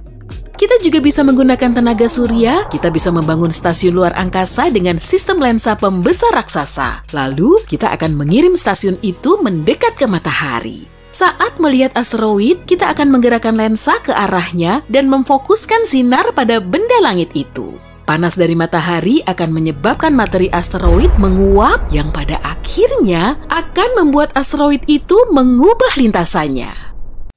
Asteroid yang berterbangan kadang mirip seperti permainan bola dodgeball yang sengit, di mana kita tidak pernah tahu kapan asteroid-asteroid itu akan menuju ke arah kita. Jadi, kita hanya bisa melacak situasinya dan berharap yang terbaik. Untuk mengetahui resikonya, para ilmuwan dari berbagai organisasi harus mempelajari posisi dan lintasan asteroid yang mendekati bumi, terutama yang lebarnya paling tidak 1 km. Kabar baiknya, tidak ada satupun asteroid yang akan menabrak bumi dalam waktu 1000 tahun ke depan. Untuk memberikan gambaran tentang kekuatannya, para ilmuwan melakukan percobaan guna mensimulasikan dampak dari tabrakan asteroid raksasa. Energi yang dilepaskan dari tabrakan itu akan mencapai 100.000 megaton. Itu sama dengan meledakkan 15.000 ton dinamit. Selain itu, jika asteroid sebesar itu menabrak kita, bumi akan mendingin secara signifikan karena semua puing-puingnya akan masuk ke atmosfer dan menghalangi sinar matahari. Tumbuhan tidak akan bisa mendapatkan bahan bakar dalam kasus ini, jadi kita semua akan berada dalam masalah, baik manusia maupun hewan. Untungnya, tabrakan asteroid raksasa seperti itu sangat jarang terjadi. Semakin besar sebuah asteroid, semakin lama waktu yang dibutuhkan untuk bertabrakan dengan bumi. Sebagai contoh, diperkirakan asteroid dengan diameter setidaknya 1 km menabrak planet kita setiap 700.000 tahun sekali. Dan kalau membahas tentang asteroid yang lebih besar lagi, yang lebarnya sekitar 5 km, maka asteroid ini diperkirakan akan menabrak bumi hanya sekali dalam 30 juta tahun. Yeay! Tapi tunggu dulu, jangan terlalu santai dulu. Para astronom fokus pada asteroid yang sangat besar karena asteroid-asteroid itulah yang akan menghancurkan planet kita jika menabrak bumi. Yap, benar. Kayak kasus dinosaurus zaman dulu itu. Meski salah satu dari asteroid itu tidak melenyapkan kita sepenuhnya, kerusakan yang ditimbulkannya akan sangat besar. Jadi, masih ada beberapa asteroid yang berkeliaran dan perlu kita awasi untuk melihat bagaimana benda-benda langit itu berevolusi dari waktu ke waktu. Para ilmuwan memiliki model untuk melacak asteroid, yaitu dengan memusatkan perhatian pada bagian lintasan asteroid yang mendekati planet kita untuk melihat apakah batu angkasa itu menimbulkan bahaya bagi kita. Dan tampaknya ada satu asteroid berdiameter 3.600 meter yang mungkin bisa menimbulkan bahaya. Asteroid ini akan mendekati planet kita dalam 1.000 tahun ke depan dan berisiko di sini. Berarti ada peluang 0,0151% bagi asteroid itu untuk datang dalam jarak bumi bulan. Benda ini sudah melewati kita pada tahun 2022, tapi kita beruntung karena jaraknya cukup jauh. Menurutku, kita bisa tenang untuk saat ini. Tabrakan asteroid ke bumi akan menjadi hal baru bagi umat manusia, tapi tidak bagi planet ini. Seperti yang kubilang tadi, tidak banyak asteroid yang berukuran besar, tapi tetap saja memiliki konsekuensi yang sangat besar. Yang pertama kali muncul di benak kebanyakan orang tentu saja asteroid dinosaurus, yang berukuran sebesar gunung dan menghantam planet tempat tinggal kita sekitar 66 juta tahun yang lalu, di dekat semenanjung Yucatan, Meksiko. Saat itu keadaan sangat kacau, badai api global dan tsunami terjadi di mana-mana. Debu menghalangi sinar matahari dan batuan yang menguap melepaskan belerang yang kemudian menyebabkan hujan asam dan pengasaman lautan. Tapi ada hal yang lebih besar lagi yang terjadi sebelum peristiwa itu. Sekitar 2 miliar tahun yang lalu, sebuah asteroid raksasa menabrak planet kita dan meninggalkan sebuah kawah besar di Afrika Selatan. Kawah yang kita kenal sekarang dengan nama Kawah Fredeford. Dan tampaknya asteroid ini mungkin lebih besar dari yang kita duga. 2 kali lebih besar dari batu angkasa yang memusnahkan dinosaurus. Kawah Fredeford dikonfirmasi sebagai kawah terbesar yang terlihat di bumi, dengan diameter sekitar 159 km.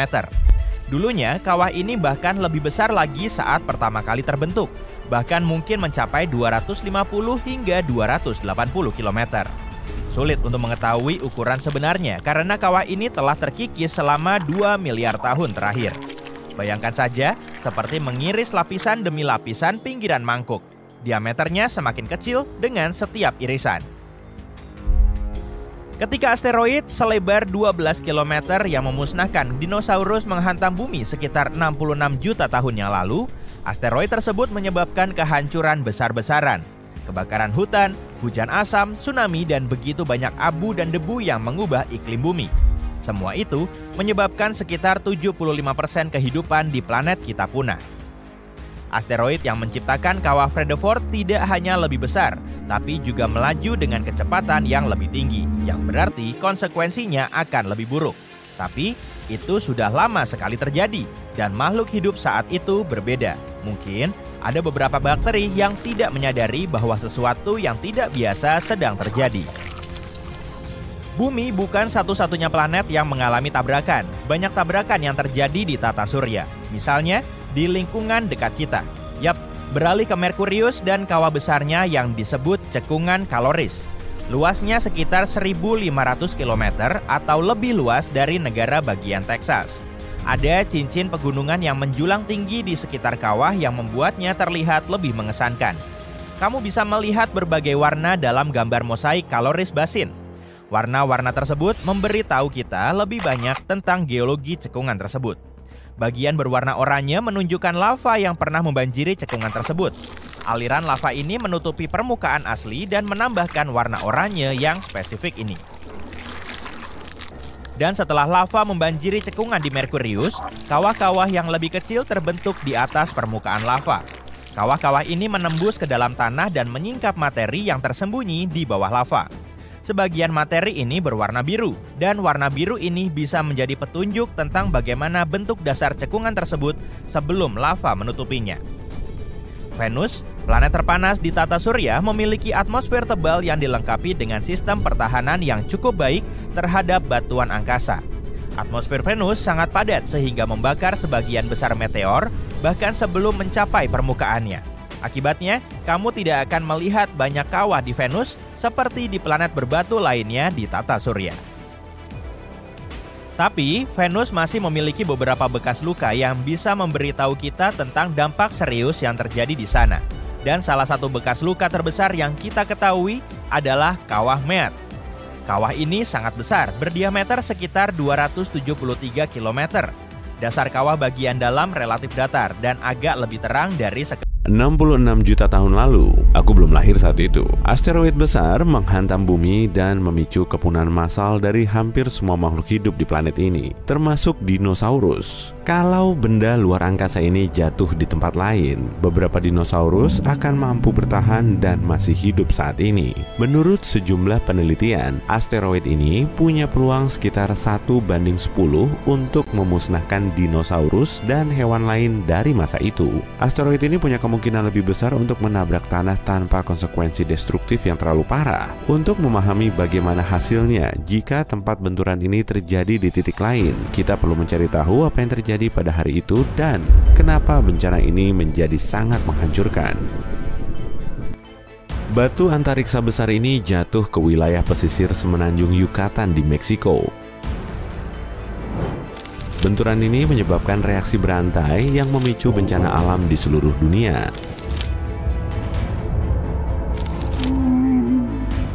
Tempat asteroid jatuh ini disebut Kawah Chicxulub. Sekarang, setengah dari area ini berada di bawah air. Diameter asteroid sekitar 12 km dan bergerak dengan kecepatan sekitar 43.000 km per jam. Batu ini yang lebih besar dibanding Gunung Everest melesat ke bumi dengan kecepatan 40 kali lipatnya kecepatan suara. Wow! Energi yang dilepaskan saat benturan sama kuatnya dengan ledakan sekitar 10 miliar bom atom. Dan kekuatan destruktif dari gelombang ledakannya hanyalah salah satu dari beberapa dampak bencana ini. Asteroid ini kebetulan jatuh di salah satu tempat terburuk. Dan karena cara jatuhnya, asteroid ini membuat banyak debu naik ke udara. Bayangkan kamu melompat ke air seperti atlet profesional, yaitu secara vertikal, sehingga tidak banyak percikan yang keluar. Dan sekarang bayangkan berapa banyak percikan air yang keluar saat kamu melompat ke kolam seperti bola meriam. Nah, asteroid ini masuk ke air dengan cara bola meriam. Bencana kedua yang disebabkan asteroid ini adalah jelaga. Sebagian kecil dari permukaan bumi terbentuk dari bebatuan. Di masa itu, cuma sebagian kecil dari bagian ini yang kaya akan minyak dan sulfur. Asteroid membakar dan mengangkat banyak jelaga ke udara yang cukup untuk mengisi stadion bisbol indoor. Menurut penelitian, di masa 60 juta tahun lalu, cuma 13% permukaan seluruh planet ini saja yang bisa berisi jumlah bahan organik yang diperlukan untuk pembentukan volume jelaga sebesar ini. Oleh karena itu, tempat ini dianggap yang terburuk. Kalau bencana ini terjadi di 87% wilayah lainnya, dinosaurus mungkin masih hidup saat ini. Awan besar jelaga dan karbon dioksida naik ke udara dan menutupi matahari. Jelaga ini mengubah langit menjadi abu-abu dan menghalangi sebagian sinar matahari. Ini menyebabkan suhu di seluruh bumi menurun dengan cepat. Bumi seperti diselimuti tudung abu-abu. Banyak tanaman dan hewan tidak bisa bertahan dari udara dingin yang datang tiba-tiba ini. Pepohonan mulai layu karena kurangnya cahaya matahari. Proses fotosintesis terganggu. Udara dingin dan layunya pohon menyebabkan bencana lain, yaitu kelaparan global. Herbivora tidak bisa bertahan karena kehilangan hampir semua makanannya. Tanaman, bunga, dan pohon tidak mampu bertahan dari bencana ini. Kehancuran ini menyebar jauh melampaui titik benturan asteroid. Partikel debu panas, pecahan asteroid, dan serpihan batu kecil jatuh ke dataran di semua benua dan menyebabkan kebakaran hutan berskala besar. Pohon yang terbakar menghasilkan lebih banyak jelaga ke udara, membuat situasinya makin buruk. Asteroid besar ini membawa logam berat dengan tingkat toksisitas tinggi dari luar angkasa. Peluburan zat-zat selama tabrakan ini memicu badai api. Asteroid ini bukan hanya menabrak dataran benua, tapi juga air yang memicu tsunami besar. Tapi itu bukan bagian terburuknya. Dasar laut penuh dengan sulfat, dan ketika energi asteroid membakarnya, pelepasan asam sulfat ke atmosfer pun terjadi. Awan asam ini bercampur dengan awan jelaga dan mulai menyebar ke seluruh langit. Partikel batuan panas jatuh ke tanah layaknya hujan api. Hujan asam pun terjadi karena belerang. Semua ini berlangsung selama beberapa hari hingga hewan-hewan tidak mampu bertahan hidup. Hujan asam meracuni air di sungai, danau, dan lautan. Asam menghancurkan apapun yang tidak terbakar. Sebagian awan menghancurkan tanah, sementara yang lainnya ke lautan. Situasi pun makin memburuk karena tetesan sulfur memusnahkan sejumlah besar rumput laut dan fitoplankton. Lautan menghasilkan hampir setengah dari semua cadangan oksigen di planet kita. Di hari-hari itu, makhluk laut yang hidup di bagian atas laut musnah. Penyebabnya bukan gelombang ledakan, melainkan kurangnya sinar matahari, serta tingginya asam, kegelapan, dan suhu dingin yang menjadi alasan utama kepunahan dinosaurus. Tapi meski sejumlah kadal selamat dari kebakaran dan belerang, mereka menghadapi bencana di laut. Dampak asteroid ini menyebabkan tsunami berskala besar di seluruh planet. Tinggi gelombang tsunami pertama sekitar 1,5 km. Itu hampir 3 kali lebih tinggi dibanding gedung Empire State. Miliaran galon air bergerak dengan kecepatan 145 km per jam. Ombak sekuat ini dapat dengan mudah menghancurkan setengah New York saat ini. Meteorit yang jatuh menciptakan serangkaian ombak setinggi 16 meter. Dinding air besar seukuran gedung 5 lantai menabrak pantai dan menghancurkan semua yang ada di hadapannya. Kurangnya sinar matahari, penurunan suhu, hujan asam dan api, berkurangnya produksi oksigen, kebakaran hutan, tsunami raksasa, dan gelombang ledakan dengan kekuatan 1 miliar bom atom. Semua ini mengurangi keanekaragaman hayati bumi hingga 75%, dan perubahan iklim pun pasti terjadi. Bumi sudah pernah dihantam asteroid raksasa, tapi tidak pernah menyebabkan bencana di seluruh planet seperti ini. Bagaimana jika asteroid ini jatuh ke tempat lain? Katakanlah hutan, jauh dari air, dan medan pegunungan, ini akan menyebabkan kebakaran parah. Awan hitam abu besar akan naik ke langit dan menghalangi sinar matahari. Tapi hujan asam atau api mungkin tak akan terjadi. Sebagian besar spesies planet ini bisa selamat dari bencana itu. Bagaimana jika meteorit itu jatuh di suatu tempat di antara es dan salju? Peningkatan suhu akan terjadi secara cepat di seluruh bumi. Tsunami besar akan menenggelamkan sebagian besar daratan. Namun, abu dan sulfur dioksida takkan memenuhi langit. Hujan asam tak akan sampai ke laut. Banyak makhluk laut bisa bertahan dan hidup hingga saat ini. Dinosaurus yang jauh dari lautan pun tak akan menyadari jatuhnya meteorit ini sama sekali. Mungkin peristiwa yang paling mengerikan akan terjadi jika meteorit jatuh di gunung berapi aktif. Ini akan memicu pelepasan lava terbesar dalam sejarah. Gempa bumi destruktif akan terjadi dan seluruh langit akan ditutupi abu vulkanis. Bagaimana jika meteorit itu menabrak gurun? Berjuta-juta ton pasir akan terbakar dan berubah menjadi kaca. Bayangkan gimana jadinya kalau ada bukit kaca yang makin memanaskan planet kita. Dan kita bisa menggali sisa-sisa kadal kuno yang terawetkan dari kaca ini. Intinya, ada banyak skenario bencana yang berbeda-beda. Dan sayangnya, yang terburuk menimpa para dinosaurus. Dinosaurus kemungkinan tak akan kembali. Meski begitu, mungkin mereka bisa dilahirkan kembali. Para ilmuwan terinspirasi oleh ide dari film Hollywood terkenal. Mereka ingin menemukan nyamuk yang terjebak di dalam batu ambar. Mereka akan mengekstrak DNA dinosaurus dari sana. Tapi ada kendalanya. Sampel DNA tertua yang bisa ditemukan berusia 1 juta tahun. Dinosaurus punah sekitar 66 juta tahun lalu. Selain itu, DNA sangatlah rapuh. Kemungkinan DNA dapat bertahan utuh di suatu tempat untuk waktu selama ini sangatlah kecil.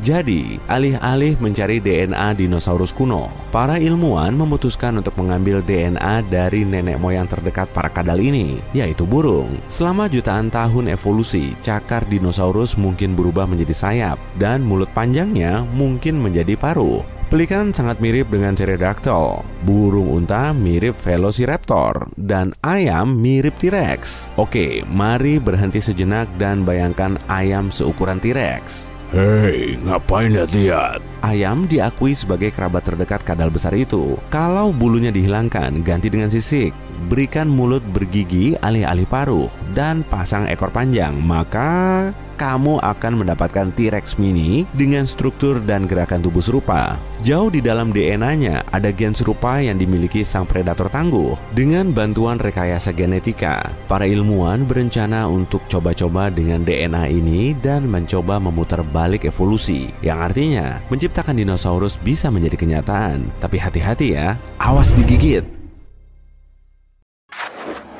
Duar, ledakan gelombang supersonik, panas, debu, dan asap antar planet berhamburan di angkasa. Atmosfer bumi digempur batu kosmik seukuran Everest. Tak lama sebelum itu, batu seberat triliunan ton ini melesat menuju bumi dan kemungkinan melaju sejauh jarak New York ke Anchorage hanya dalam hitungan menit. Bisa kamu tebak nama batu raksasa ini? Asteroid Chicxulub. Kedengaran keren kan? 66 juta tahun yang lalu asteroid ini menabrak bumi. Dulu dinosaurus mendominasi planet kita, tapi cuma sebentar. Tabrakan dahsyat tersebut terjadi di kawasan Meksiko saat ini, tepatnya di semenanjung Yucatan di dekat Cancun. Saat itu dinosaurus lagi asyik kongko bareng di situ. Enggak lah. Batu luar angkasa berukuran jumbo menghantam lautan dan malapetaka besar pun tidak bisa terelakkan. Tabrakan asteroid ini menghasilkan banyak sekali energi dan langsung menyulap bumi menjadi planet yang mencekam. Matahari kecil kita menyinari permukaan bumi yang diterpa tsunami setinggi patung Liberty. Airnya terus menyembur dari bekas benturan. Serem. Api yang dihasilkan dari ledakan ini terus merembet. Suhunya sepanas oven dan terus menghanguskan semua objek yang dilaluinya. Insiden ini menyebabkan gempa bumi dahsyat dan aktivitas vulkanik serius. Sejumlah gunung berapi memuntahkan lava secara bersamaan, lalu menyemburkan abu panas ke langit luas. Jutaan ton abu dan jelaga mulai meracuni udara. Terbentuklah kepulan abu raksasa di atmosfer yang menghalangi cahaya matahari selama bertahun-tahun. Musim dingin panjang mulai melanda bumi. Tapi bedanya saat itu tidak turun salju. Bumi kita diguyur hujan asam sulfat.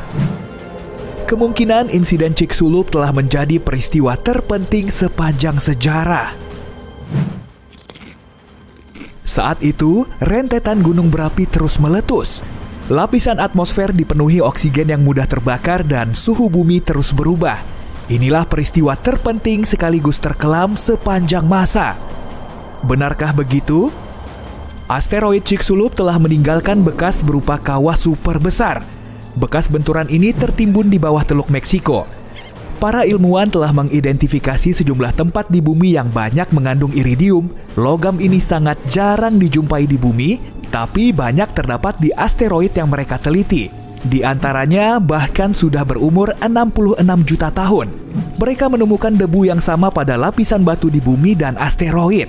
Hal ini cuma bisa terjadi kalau asteroid besar telah menabrak bumi. Selain memusnahkan dinosaurus, bencana ini juga telah melenyapkan asteroid yang jatuh. Suhu di tempat terjadinya benturan teramat panas hingga menyebabkan sebagian asteroidnya hilang. Kemudian air banyak yang menguap dan karbon dioksida terangkat ke atmosfer. Jadi masalah terbesarnya apa dong? Belerang. Karena benturan asteroid, belerang kemudian terangkat dan berterbangan di udara. Akibatnya partikel-partikel kecilnya menghalangi cahaya matahari. Tanpa sinar matahari, banyak tumbuhan mulai mati dan akhirnya iklim global menjadi lebih dingin. Panas ekstrim dari benturan asteroid kemudian mengubah batu menjadi kaca. Para ilmuwan menyebutnya sebagai tektit. Energi super dahsyat melontarkan tektit ke angkasa selama beberapa saat sebelum akhirnya jatuh lagi ke bumi. Hujan pun mulai turun. Bukan berupa tetesan air, tapi bola api kaca yang membara. Bola api ini memborbardir permukaan bumi selama berhari-hari. Tektit yang berjatuhan terus membakar permukaan bumi. Bahkan para ilmuwan telah menemukan buktinya di seluruh dunia. Meski begitu, masih banyak misteri terkait zaman ini yang belum terkuak. Sebagian ilmuwan tidak menggolongkan Chicxulub sebagai asteroid. Ya, mungkin cuma komet aja. Bahan utama asteroid terdiri dari batu dan logam. Bentuknya seringkali menyerupai kentang. Sementara komet terdiri dari batu, logam, dan es. Bentuknya mirip seperti butiran salju kosmik yang kotor. Di dalamnya juga terdapat amonia, metana, dan karbon dioksida. Komet biasanya berasal dari awan Oort. Awan besar ini terbuat dari es dan puing-puing di sekitar tata surya. Komet terus-terusan terlepas dari kelompoknya lalu melesat menuju matahari. Menurut para ilmuwan, komet tak biasa ini melewati Jupiter. Akibatnya, gravitasi si raksasa gas semakin mempercepat laju komet yang mulai bergerak menuju matahari. Lapisan luar komet yang berupa es mulai menguap, serta melepaskan banyak debu dan gas. Inilah yang membuat komet kelihatan seperti punya ekor. Kemudian, gravitasi matahari menghancurkan komet. Salah satu serpihannya terbang di ruang angkasa, lalu jatuh ke bumi 66 juta tahun yang lalu. Jadi asteroid atau komet nih yang saat itu jatuh? Sebetulnya kita nggak tahu pasti. Yang jelas bumi kita memang lagi ketiban apes karena berada di lintasannya. Malapetaka ini memusnahkan 75% kehidupan di bumi. Dan untungnya beberapa hewan laut seperti buaya, penyu, dan ikan berhasil selamat dari benturan ini. Hewan darat yang berhasil bertahan pun maksimal cuma sebesar rakun di zaman now, termasuk dinosaurus tertentu dan leluhur burung purba. Menurut para peneliti, hewan-hewan ini bisa bertahan karena dua alasan.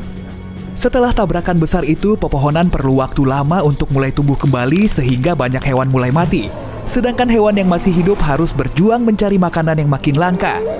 Spesies dinosaurus ini punya paruh yang bisa dipakai untuk mengupas kacang dan menggali biji dari tanah. Begitulah si dino ini bertahan hidup. Hewan-hewan yang beruntung kala itu juga punya otak yang lebih besar.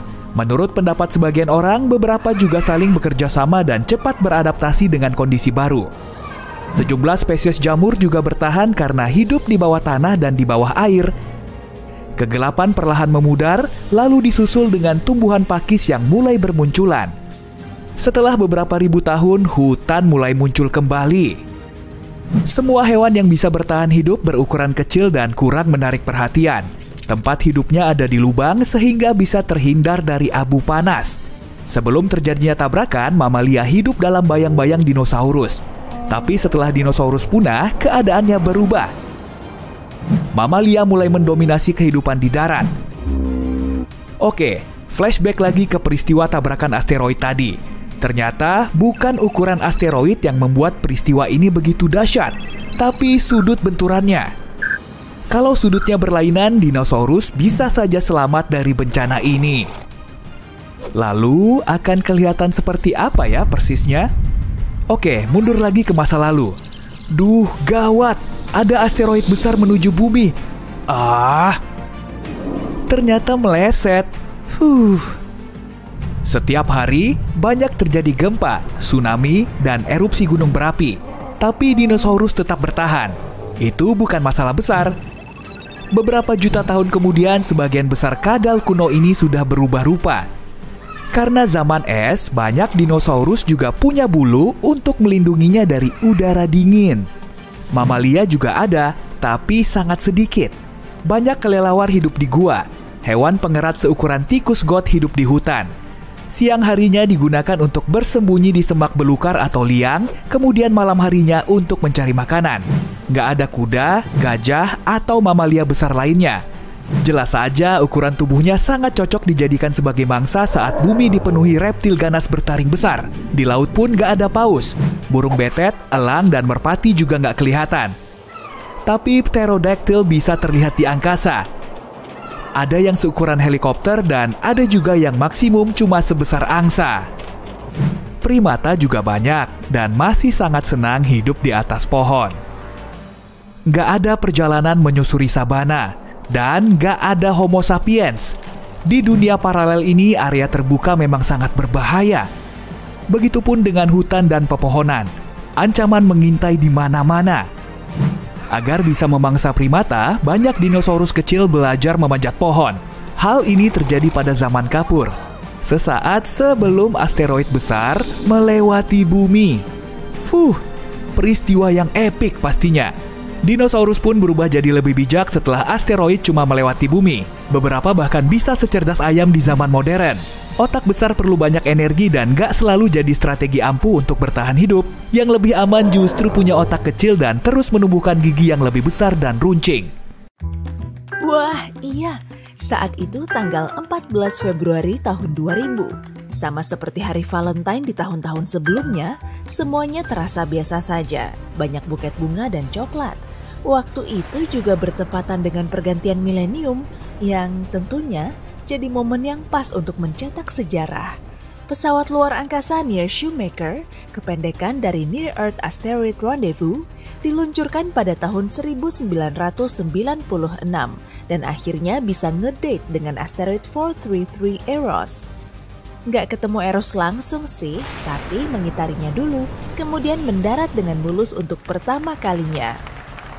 Near hampir tidak sampai di asteroid tujuan karena mengalami malfungsi mesin sejak tahun 1998 yang membuat lintasannya melenceng dan melewati target. Para teknisi kemudian membiarkan Near mengitari matahari selama 1 tahun lagi dan akhirnya berhasil sampai ke Eros. Near Shoemaker dirancang untuk mencari, menyasar, melacak, dan mengumpulkan data seputar benda luar angkasa lain yang lebih kecil. Selama 1 tahun tersebut, pesawat luar angkasa ini berhasil menangkap lebih dari 160.000 foto permukaan Eros yang nantinya akan sangat membantu dalam proses penelitian. Tapi sebelum itu, sebagian ilmuwan menganggap remeh asteroid ini. Asteroid 433 Eros memang menjadi objek angkasa terkecil di tata surya kita dan punya pesawat luar angkasa sendiri di sekelilingnya. Kalau dilihat sekilas, asteroid ini memang mirip dengan batu biasa yang berasal dari luar angkasa. Bentuknya seperti kentang, berputar tiap 5,5 jam, dan sebesar 2 kalinya Manhattan di New York sana. Sebagai perbandingan aja ya, asteroid terbesar yang pernah ditemukan berdiameter 940 km, sedangkan asteroid terkecil ini cuma 2 meter. Nah, sebetulnya apa sih asteroid itu? Simpelnya, sisa-sisa reruntuhan yang berasal dari proses awal terbentuknya tata surya. Kamu tahu kan, matahari mulai terbentuk saat gas saling terkompresi. Kemudian atom menyatu menjadi protobintang. Debu dan serpihan kecil di sekitar matahari berubah jadi batu dan saat saling bertabrakan, bam! Terbentuklah objek angkasa yang lebih besar. Objek yang bisa melewati proses heboh ini kita kenal sebagai planet dan satelit. Yang ukurannya lebih kecil, tidak bisa menyandang status sebagai planet, maka dinamakan sebagai asteroid. Karena terlalu kecil, atmosfer dan gravitasinya tidak cukup kuat sehingga tidak bisa berbentuk bulatan. Jelas saja, objek ini tidak punya materi untuk mendukung kehidupan. Sebagian asteroid berada di celah antara orbit Jupiter dan Mars. Ada juga yang melesat melewati bumi dalam jarak aman, kecuali Eros. Benda ini menjadi Near Earth Asteroid atau asteroid dekat bumi pertama. Sejak tahun 1975, jarak terdekatnya tercatat pada tahun 2012, yaitu sekitar 26,7 juta kilometer, kurang lebih 70 kali jarak rata-rata dari bumi ke bulan. Asteroid ini ditemukan pada tahun 1898 dan dinamai sesuai dengan nama dewa cinta Yunani. Ya, betul banget, Eros. Tapi Eros yang ini bukan personilnya Sheila on 7 loh ya, karena ia punya senjata ampuh berupa panah yang bisa bikin dua sejoli saling jatuh cinta atau malah bikin kekacauan yang berujung patah hati. Dalam mitologi Yunani, ia juga disebut Cupid. Objek ini juga tergolong sebagai penemuan luar angkasa yang menarik, pasta nuklir. Emang gak bisa dimakan sih, tapi pasta yang ini juga keren kok. Mau ku kasih tahu resepnya gak? 1. Tunggu bintang sampai cukup umur agar bisa meledak. Iya, kamu perlu ekstra sabar karena waktunya bisa sampai miliaran tahun. 2. Setelah meledak, kumpulkan sisa-sisa neutron lalu aduk terus sampai wujudnya jadi pekat. Tambahkan gravitasi sebagai penambah rasa. Nah, terakhir nih, jangan lupa panggang pada suhu 600.000 derajat Celcius. Kalaupun terdaftar di menu alam semesta kita, pasta nuklir pasti masuk sebagai sajian teranehnya. Objek ini juga berpotensi menjadi materi terkuat di alam semesta. Untuk menghancurkan seporsi pasta nuklir, kamu perlu daya 10 miliar kali lebih kuat daripada jumlah yang diperlukan untuk menghancurkan baja. Menurut para ilmuwan, objek ini memang sangat kuat karena wujudnya sangat padat. Kayak aku ya, bisa kebayang nggak tuh? 1.300.000 bumi dimampatkan lalu mengecil sampai seukuran kota Toronto. Oumuamua merupakan pengunjung pertama tata surya kita. Para ilmuwan sudah menantikan peristiwa ini selama berpuluh-puluh tahun. Objek misterius ini terdeteksi pada bulan Oktober 2017 lalu dan diyakini sebagai serpihan objek luar angkasa yang terbentuk di luar sistem tata surya kita. Selama perjalanan, objek ini hancur menjadi serpihan kecil. Oumuamua atau bahasa Hawaii dari Pandu merupakan objek panjang yang menyerupai timun jumbo dari luar angkasa. Kita sama sekali belum pernah tahu kalau ternyata ada asteroid yang wujudnya seperti ini. Terdapat akselerasi non-gravitasi dan ilmuwan masih kebingungan untuk mencari tahu mekanisme geraknya karena ekor dan gas buangnya tidak terlihat. Bintang Tebi termasuk objek paling misterius di alam semesta. Jaraknya 1000 tahun cahaya, ukurannya 50% lebih besar dari matahari, dan suhunya jauh lebih panas. Pada tahun 2015 lalu, para ilmuwan memprediksi cahaya bintang Tebi akan meredup sebanyak 22%. Penyebabnya bisa jadi karena awan debu sih, tapi umurnya sudah terlalu tua, jadi kita tidak tahu pasti apa yang menyebabkan bintang besar ini meredup. Nebula merupakan awan debu, gas, dan plasma berukuran besar. Kita bisa selalu takjub dibuatnya. Objek ini bisa meniru bentuk berbagai benda, mulai dari telur mata sapi, kepala di luar angkasa, sampai cincin berlian. Salah satu contohnya yang menarik yaitu Red Square Nebula. Asal-usul dan proses terbentuknya nebula ini tidak diketahui pasti sih, yang jelas bisa mengeluarkan sinar. Nebula berbentuk kotak hampir simetris ini melayang-layang di luar angkasa sana. Sekitar 210 tahun cahaya dari bumi terdapat konstelasi Lyra. Disitulah sistem Kepler-37 berada. Kepler-37b adalah planet terkecil di konstelasi ini, bahkan masanya kurang dari sepertiganya bumi. Ya, sedikit lebih besar dari bulan kita lah. Para ilmuwan yakin planet tak berudara ini juga berbatu-batu mirip dengan Merkurius. Lanjut ke Sagittarius B2, salah satu awan molekuler terbesar berupa debu dan gas di galaksi kita. Letaknya sekitar 25.000 tahun cahaya dari bumi, berdekatan dengan pusat galaksi Bima Sakti. Menurut hasil penelitian, awan ini mengandung 50 jenis molekul. Salah satunya merupakan zat manis yang rasanya mirip dengan raspberry. Ada planet selezat ini rupanya. Luar angkasa makin menarik aja ya. Gelembung Fermi adalah dua gumpalan raksasa misterius yang terbuat dari cahaya, gas, dan debu kosmik yang ditemukan pada tahun 2010. Kedua gelembung ini kongkow di sekitar pusat lubang hitam di galaksi kita. Di sisi atas dan bawah galaksi kita, ukurannya terus membesar. Dan saat ini panjangnya sekitar 50.000 tahun cahaya. Tidak ada yang bisa menjelaskan dari mana gelembung ini berasal. Tapi ada teori yang menyatakan gelembung ini punya keterkaitan dengan lubang hitam serupa yang terjadi sekitar 6 juta tahun lalu. Gliese 436b merupakan salah satu planet paling ajaib di alam semesta. Planet ini sangat panas tapi terbuat dari es. Ukurannya sebesar Neptunus dan kala revolusinya selama 2 hari lebih sedikit. Diperkirakan suhu di permukaan planet ini mencapai 450 derajat Celcius.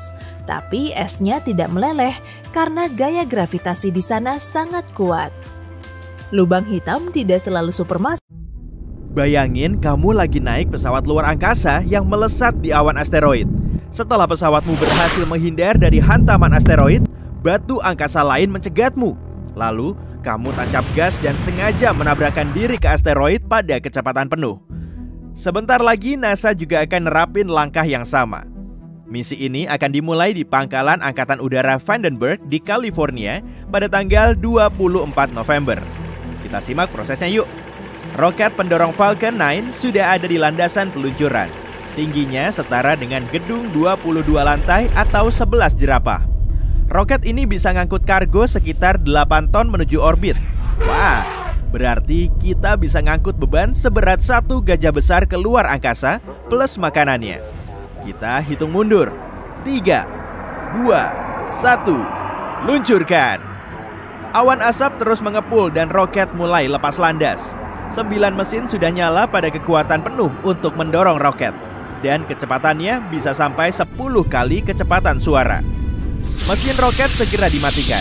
Kemudian roket tahap pertama melakukan undocking dan kembali ke bumi. Beberapa detik kemudian, tahap kedua menerima perintah penyalaan mesin. Setelah mesinnya nyala, wahana ini meluncur lebih tinggi menuju orbit. Kapsul kargo kemudian terbuka dan melepaskan pesawat luar angkasa DART atau Double Asteroid Redirection Test. Setelah dilepaskan, pesawat ini membuka 2 panel surya besar yang akan mengubah energi matahari menjadi energi listrik untuk menyuplai daya pada mesin ion revolusioner. Mesin konvensional menghasilkan daya angkat dengan membakar bertonton bahan bakar, lalu menyemburkannya keluar.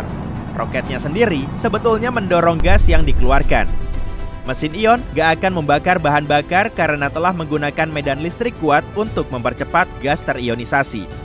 Seperti roket konvensional, gas akan dikeluarkan kemudian tercipta daya dorong. Meskipun lebih lemah, daya dorong mesin ion bisa bikin pesawatnya lebih ngebut. Jadi, mesin roket biasa punya performa yang mumpuni. Mesin ini menggerakkan pedal menuju logam, kemudian membakar banyak bahan bakar saat berakselerasi. Tapi saat roket konvensional perlu berhenti untuk isi bahan bakar, pesawat ion akan nyusul roket biasa dengan kecepatan tinggi. Pesawat DART telah memulai perjalanan setahunnya, sedangkan penerbangan ke Mars perlu waktu sekitar 7 bulan. Dan 1 tahun kemudian, kita sudah sampai. Ini asteroid Didymos. Titik jauh orbitnya berada pada 2 satuan astronomi dari bintang induk kita. Jadi jaraknya setara dengan 2 kali jarak bumi ke matahari. Di posisi ini, matahari mulai menarik asteroid tersebut. Lalu, asteroid hampir mencapai titik terdekatnya dengan matahari, sejauh jarak bumi ke matahari. Berarti orbitnya sangat dekat dengan orbit bumi. Pada jarak terdekatnya, Didymos kurang lebih sejauh 7,8 juta kilometer dari bumi. Jarak segitu 20 kali lebih jauh dari orbit bulan. Skala revolusinya berlangsung selama 770 hari. Jadi bisa dibilang, Didymos nggak berbahaya bagi kita. Tapi suatu saat nanti, jaraknya akan terus mepet. Tabrakan yang dihasilkan bisa aja sangat parah kalau dilihat-lihat dari ukurannya. Didymos 2 kali lebih besar dari gedung Empire State. Dan asteroid ini berputar pada laju revolusinya selama 2 jam 15 menit. Jadi, energinya sangat besar. Selain itu, Didymos juga punya pendamping. Wujudnya berupa batu yang berdiameter 160 meter, kurang lebih sepanjang 12 bus sekolah atau 10 gerbong kereta. Masa orbitnya atau waktu yang diperlukan untuk mengelilingi asteroid kurang lebih 11,9 jam. NASA meyakini asteroid berukuran 25 meter kemungkinan besar telah terbakar habis di atmosfer oleh gesekan udara. Jadi, tabrakan ini gak membahayakan. Asteroid berukuran 825 meter gak akan terbakar habis hingga menyebabkan kerusakan parah. Sedangkan asteroid yang ukurannya lebih dari 800 meter berpotensi memusnahkan kota-kota besar atau malah seluruh negara. Dari sini, kita bisa tahu kalau Didymos berpotensi membahayakan. Jadi, kita perlu menguji tabrakan kinetik asteroid. Di sini sudah ada DART. Pesawat ini semakin mendekati asteroid. Bukan objek utamanya sih, tapi pendamping kecilnya. DART terus bergerak ke asteroid ini sengebut 6 km per detik. Pada kecepatan ini, perjalanan dari New York ke Washington DC akan berlangsung selama kurang dari 1 menit. Dan perjalanan melintasi Amerika dari timur ke barat cuma berlangsung sekitar 10 menit. DART semakin dekat, 3 detik sebelum tabrakan. 2, 1, buar! Pesawat ini menabrak asteroid pada kecepatan penuh. Menurutmu, apa yang selanjutnya terjadi? Asteroidnya meledak kemudian hancur berkeping-keping ya? Atau mungkin objek utama asteroid terlempar keluar angkasa seperti bola biliar? Para ilmuwan memprediksi tabrakan ini akan mengurangi kecepatannya sebesar 1/100. Tapi angka segitu sudah cukup mengurangi periode orbitnya selama beberapa menit. Nantinya, teleskop di bumi akan bisa mengamati dampak tabrakan ini secara lebih detail. Untuk mendalami asteroid ini, kita akan mengirim satu pesawat luar angkasa lagi ke Didymos. Ini Hera. Hera akan diluncurkan pada tahun 2024 dan rencananya akan tiba di Didymos sekitar tahun 2027. Pesawat ini akan membawa banyak peralatan riset untuk meneliti dampak tabrakan oleh DART. Sesampainya di tujuan, Hera akan mengambil banyak foto asteroid kecil ini, termasuk kawah tabrakan yang baru terbentuk. Hera juga akan membawa 2 CubeSat. Probe luar angkasa mini ini lebih kecil dari kotak sepatu. Hera juga akan meluncurkan satelit mini, kemudian satelit ini akan mendekati Didymos. Satelit juga akan mengamati batuan luar angkasa ini selama 3-6 bulan. Di akhir misi, salah satunya akan mencoba mendarat di permukaan asteroid untuk mendalami komposisi dan struktur internalnya. Mungkin Hera juga akan membawa impactor mini. Wahana ini harus menabrakan diri lagi ke asteroid. Nantinya, ilmuwan bisa mengevaluasi perbedaan tabrakan dengan pesawat luar angkasa besar dan yang kecil, sehingga kita bisa tahu cara bertahan dari asteroid di masa depan. Menurut teori, para saintis nggak perlu mengirim roket besar ke asteroid berbahaya untuk menghancurkannya. Satu tabrakan saja bisa menggeser lintasannya. Pada skala kosmik, perubahan lintasan sedikit aja akan mengubah nasib asteroid. Tapi selain dengan tabrakan kinetik, asteroid berbahaya juga bisa ditangani dengan traktor gravitasi. Dengan metode ini, ilmuwan juga perlu mengirimkan pesawat luar angkasa ke asteroid. Tapi tujuannya bukan untuk ditabrakan. Traktor ini harus masuk ke orbitnya. Asteroid punya gaya tarik yang akan menarik pesawat ke arahnya. Tapi mesin pesawat akan membuatnya berada pada ketinggian yang sama. Akibatnya, asteroid akan mulai tertarik ke pesawat. Metode ini memang cukup ampuh, tapi perlu waktu lama. Selain itu, saintis harus bisa mendeteksi asteroid yang berpotensi membahayakan bertahun-tahun sebelum asteroid ini sampai di bumi. Mereka perlu sabar dulu sebelum mengirim pesawat luar angkasa ke asteroid, lalu melakukan teknik traktor asteroid. Pilihan lainnya yaitu dengan laser asteroid yang telah terdeteksi harus dibidik dengan sinar laser kuat. Cara ini akan memanaskan salah satu sisi asteroid hingga bikin materinya menguap. Kemudian, ilmuwan perlu menerapkan prinsip fisika. Materi asteroid menguap ke atas dan asteroid sendiri bergerak ke bawah. Seperti cara kerja mesin roket, bahan bakar yang terbakar akan dikeluarkan ke satu arah. Lalu, pesawat luar angkasa bergerak ke arah berlawanan. Selain laser, bisa juga dengan tenaga surya. Untuk melakukan teknik ini, ilmuwan perlu membangun stasiun luar angkasa besar yang dilengkapi dengan banyak kaca pembesar. Kamu pernah ngebakar kertas di permukaan kayu dengan kaca pembesar belum? Cara kerjanya kurang lebih sama, tapi objek yang dibakar adalah asteroid. Stasiun luar angkasa perlu memfokuskan banyak sinar matahari ke satu titik di asteroid. Materi asteroid bisa menguap karena suhu tinggi sehingga lintasannya agak bergeser menjauhi bumi. Gimana dengan foil? Betul. Ternyata tabrakan asteroid bisa dihindari dengan foil biasa. Terlebih dulu, asteroid perlu diselubungi dengan bahan reflektif yang sama. Lalu, sinar matahari yang mengenainya gak akan diserap, tapi dipantulkan. Maka, terbentuk sedikit tekanan di permukaan asteroid. Sinar matahari seolah-olah mendorong asteroid hingga lintasannya berubah. Atau, bisa juga dengan menggunakan mesin roket konvensional. Tapi cara ini terbilang masih mengawang-awang. Jadi, asteroid perlu dipasangi sejumlah mesin kuat. Tujuannya untuk menciptakan dorongan yang bisa mengubah lintasannya. Kalau mesinnya cukup kuat, ilmuwan akan bisa mengendalikan asteroid ini. Jadi, saat batuan luar angkasa yang lebih besar muncul, mereka akan menyalakan mesin dan mengarahkannya. Tabrakan ini bisa menghancurkan asteroid paling besar. Dan peristiwa seperti ini pasti akan jadi fenomena epik bertabur cahaya.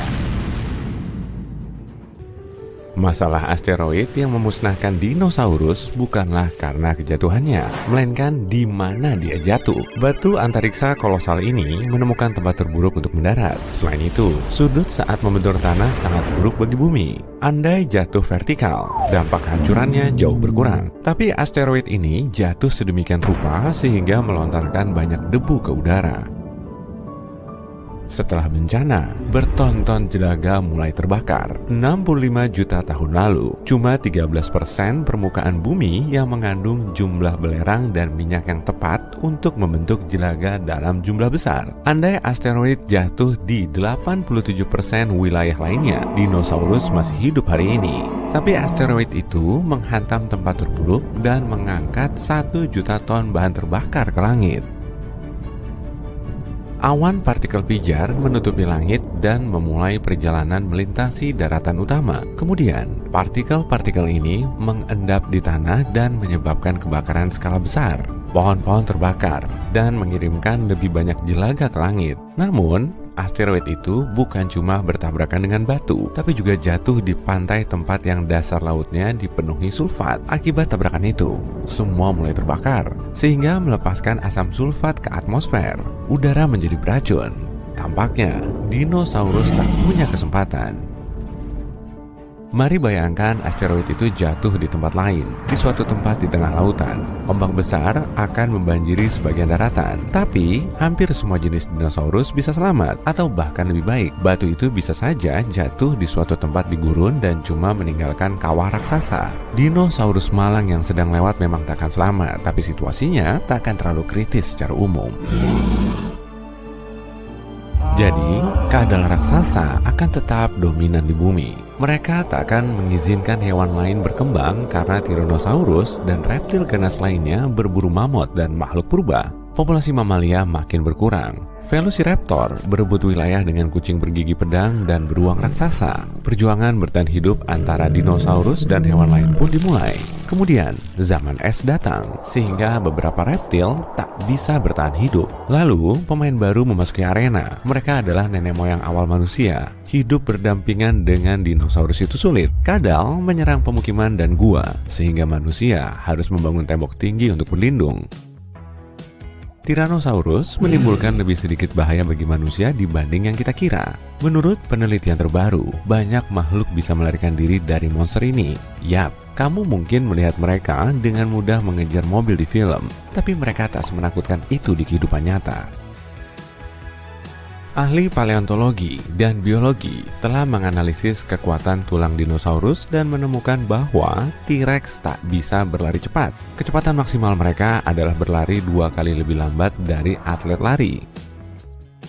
Ribuan tahun telah berlalu, manusia telah belajar untuk hidup dengan dinosaurus dan bahkan berhasil menjinakkan beberapa kadal. Mereka telah menjinakkan dinosaurus herbivora untuk mengembangkan pertanian. Triceratops dan kerbau sekarang membajak ladang bersama. Bayangkan peternakan yang dipenuhi Diplodocus atau Brachiosaurus. Manusia memanjat leher panjang hewan-hewan itu dan memetik buah dari pepohonan tinggi. Stegosaurus melindungi padang rumput dari serigala dan Velociraptor. Dinosaurus bercangkang seperti Ankylosaurus membantu manusia melintasi gurun. Mereka bersama unta dan keledai membawa beban berat. Manusia berbagi planet ini dengan kadal purba dan hidup harmonis. Situasi di laut dan samudra jauh lebih buruk. Reptil laut menyerang kapal kayu dan memakan semua ikan. Bayangkan kamu berlayar ke benua lain dengan bertonton biji-bijian, kain, bulu, dan barang lainnya. Kemudian, Mosasaurus raksasa muncul di cakrawala. Ini salah satu kadal laut terkuat. Hiu putih besar terlihat seperti ikan kecil di sebelahnya. Makhluk itu bisa dengan mudah mengalahkan Megalodon. Kemudian dia menemukan kapal kayu. Dia menggigit geladak dan menarik seluruh perahu ke bawah air. Dinosaurus air adalah kendala utama komunikasi antar negara. Ini memperlambat kemajuan selama 100 tahun. Manusia membangun kapal logam untuk menahan serangan Mosasaurus. Akhirnya, mereka berhasil membangun koneksi laut. Masalah serupa terjadi saat pesawat pertama lepas landas ke langit. Bayangkan kamu terbang naik Boeing penumpang. Saat melihat keluar jendela, kamu melihat pterodaktil. Bentar, mana mungkin? Kadal bersayap ini tidak begitu cepat, tapi mereka bisa mengejar helikopter atau biplan jadul. Hal ini menimbulkan ancaman serius bagi penerbangan. Jadi, manusia memasang sistem perlindungan suara di tiap pesawat. Pterodaktil mendengar ultrasonik yang menyebalkan dari kejauhan dan terbang sejauh mungkin darinya. Manusia melengkapi kapal selam dan kapal layar dengan pelindung suara yang sama. Setelah manusia belajar cara mempertahankan diri dari dinosaurus, masalah lain muncul. Kadal adalah rajanya satwa liar. Jadi, mereka menggantikan semua spesies hewan lainnya. Dinosaurus berlari ke sabana Afrika dan kadal berbulu hidup di hutan musim dingin. Singa, serigala, dan beruang bukanlah penguasa alam liar. Badak bertarung dengan Parasaurolophus. Stegosaurus menyerang kuda Nil dan mengambil wilayah mereka. Dinosaurus berbisa hidup di hutan. Kadal yang bisa memanjat pohon menakuti monyet. Bayangkan kera reptil melompat dari satu cabang ke cabang lainnya. Untuk menyelamatkan hewan biasa dari kepunahan, manusia harus mengendalikan populasi reptil predator. Cagar alam muncul di semua negara. Manusia mengangkut dinosaurus ke sana dan memisahkan mereka dari satwa liar lainnya. Dinosaurus tampaknya benar-benar terkendali. Saat bahaya yang disebabkan reptil raksasa berlalu, manusia mulai membiarkan kadal kecil yang tidak berbahaya. Ada yang membeli bunglon, dan ada juga yang menyimpan Microceratus di rumah. Ada pameran dinosaurus. Orang-orang membawa makhluk ini berjalan-jalan seperti anjing. Beberapa orang asyik selfie dengan reptil, berbelanja, dan duduk di kafe bersama kadal kecil. Dinosaurus tidak seram lagi. Mereka agak imut. Manusia menunggang kuda, unta, Parasaurolophus, dan Pachycephalosaurus. Tentu saja banyak orang mencoba menjinakkan Velociraptor, tapi gagal. Mereka reptil berbahaya dan tidak tahu cara patuh. Menjinakkan mereka hampir sama sulitnya dengan menjinakkan buaya. Tapi anjing dan kucing masih lebih populer karena mereka lebih cerdas. Otak dinosaurus hampir sama dengan otak ayam. Tapi siapa tahu, jika mereka hidup sampai hari ini, mungkin mereka akan berevolusi menjadi makhluk yang lebih pintar. Bayangkan saja jika dinosaurus itu cerdas. Kalau itu yang terjadi, manusia punya masalah besar. Beberapa ilmuwan berpikir meski meteorit itu tidak memusnahkan dinosaurus, mereka tak akan bertahan sampai hari ini. Mereka perlu membawa beban kolosal mereka sendiri setiap saat, yaitu beban yang sangat besar di tulang dan persendian mereka. Kebanyakan dinosaurus tak akan mampu bertahan di zaman es dengan karakteristik seperti itu. Tapi kadal yang lebih kecil mungkin berhasil. Dinosaurus yang cepat dan gesit seperti Velociraptor dan Pachycephalosaurus akan bertahan. Tapi bagaimana bentuknya? Mungkinkah dinosaurus berevolusi menjadi makhluk lain? Lihatlah ayam ini. Banyak ilmuwan meyakini itu keturunan langsung Tyrannosaurus yang tangguh. Di suatu tempat jauh di dalam DNA burung, ada gen yang dimiliki dinosaurus. Yap, sulit dipercaya memang. Tapi lihatlah struktur tubuh ayam dan cara berjalannya. Singkirkan bulunya, tutupi makhluk itu dengan sisik, dan berikan rahang bergigi alih-alih paru. Dan sekarang, kamu punya T-Rex mini di kandang. Selain itu, bukan cuma ayam yang mungkin menjadi kerabat kadal raksasa. Banyak burung adalah keturunan hidup dinosaurus. Anehnya, aligator, ular, buaya, dan biawak tidak lebih dekat dengan para reptil purba dibandingkan pelikan, bangau, dan makhluk terbang lainnya. Selama jutaan tahun evolusi, cakar dinosaurus berubah menjadi sayap dan rahang memanjang bergigi mereka berubah menjadi paruh. Genetika burung adalah kunci memahami dinosaurus. Pelikan mirip pterodaktil, burung unta mirip Velociraptor. Mungkin banyak hewan lain juga berbagi sejumlah gen dengan kadal purba. Jika meteorit itu tidak jatuh, dinosaurus akan berevolusi menjadi makhluk yang jauh berbeda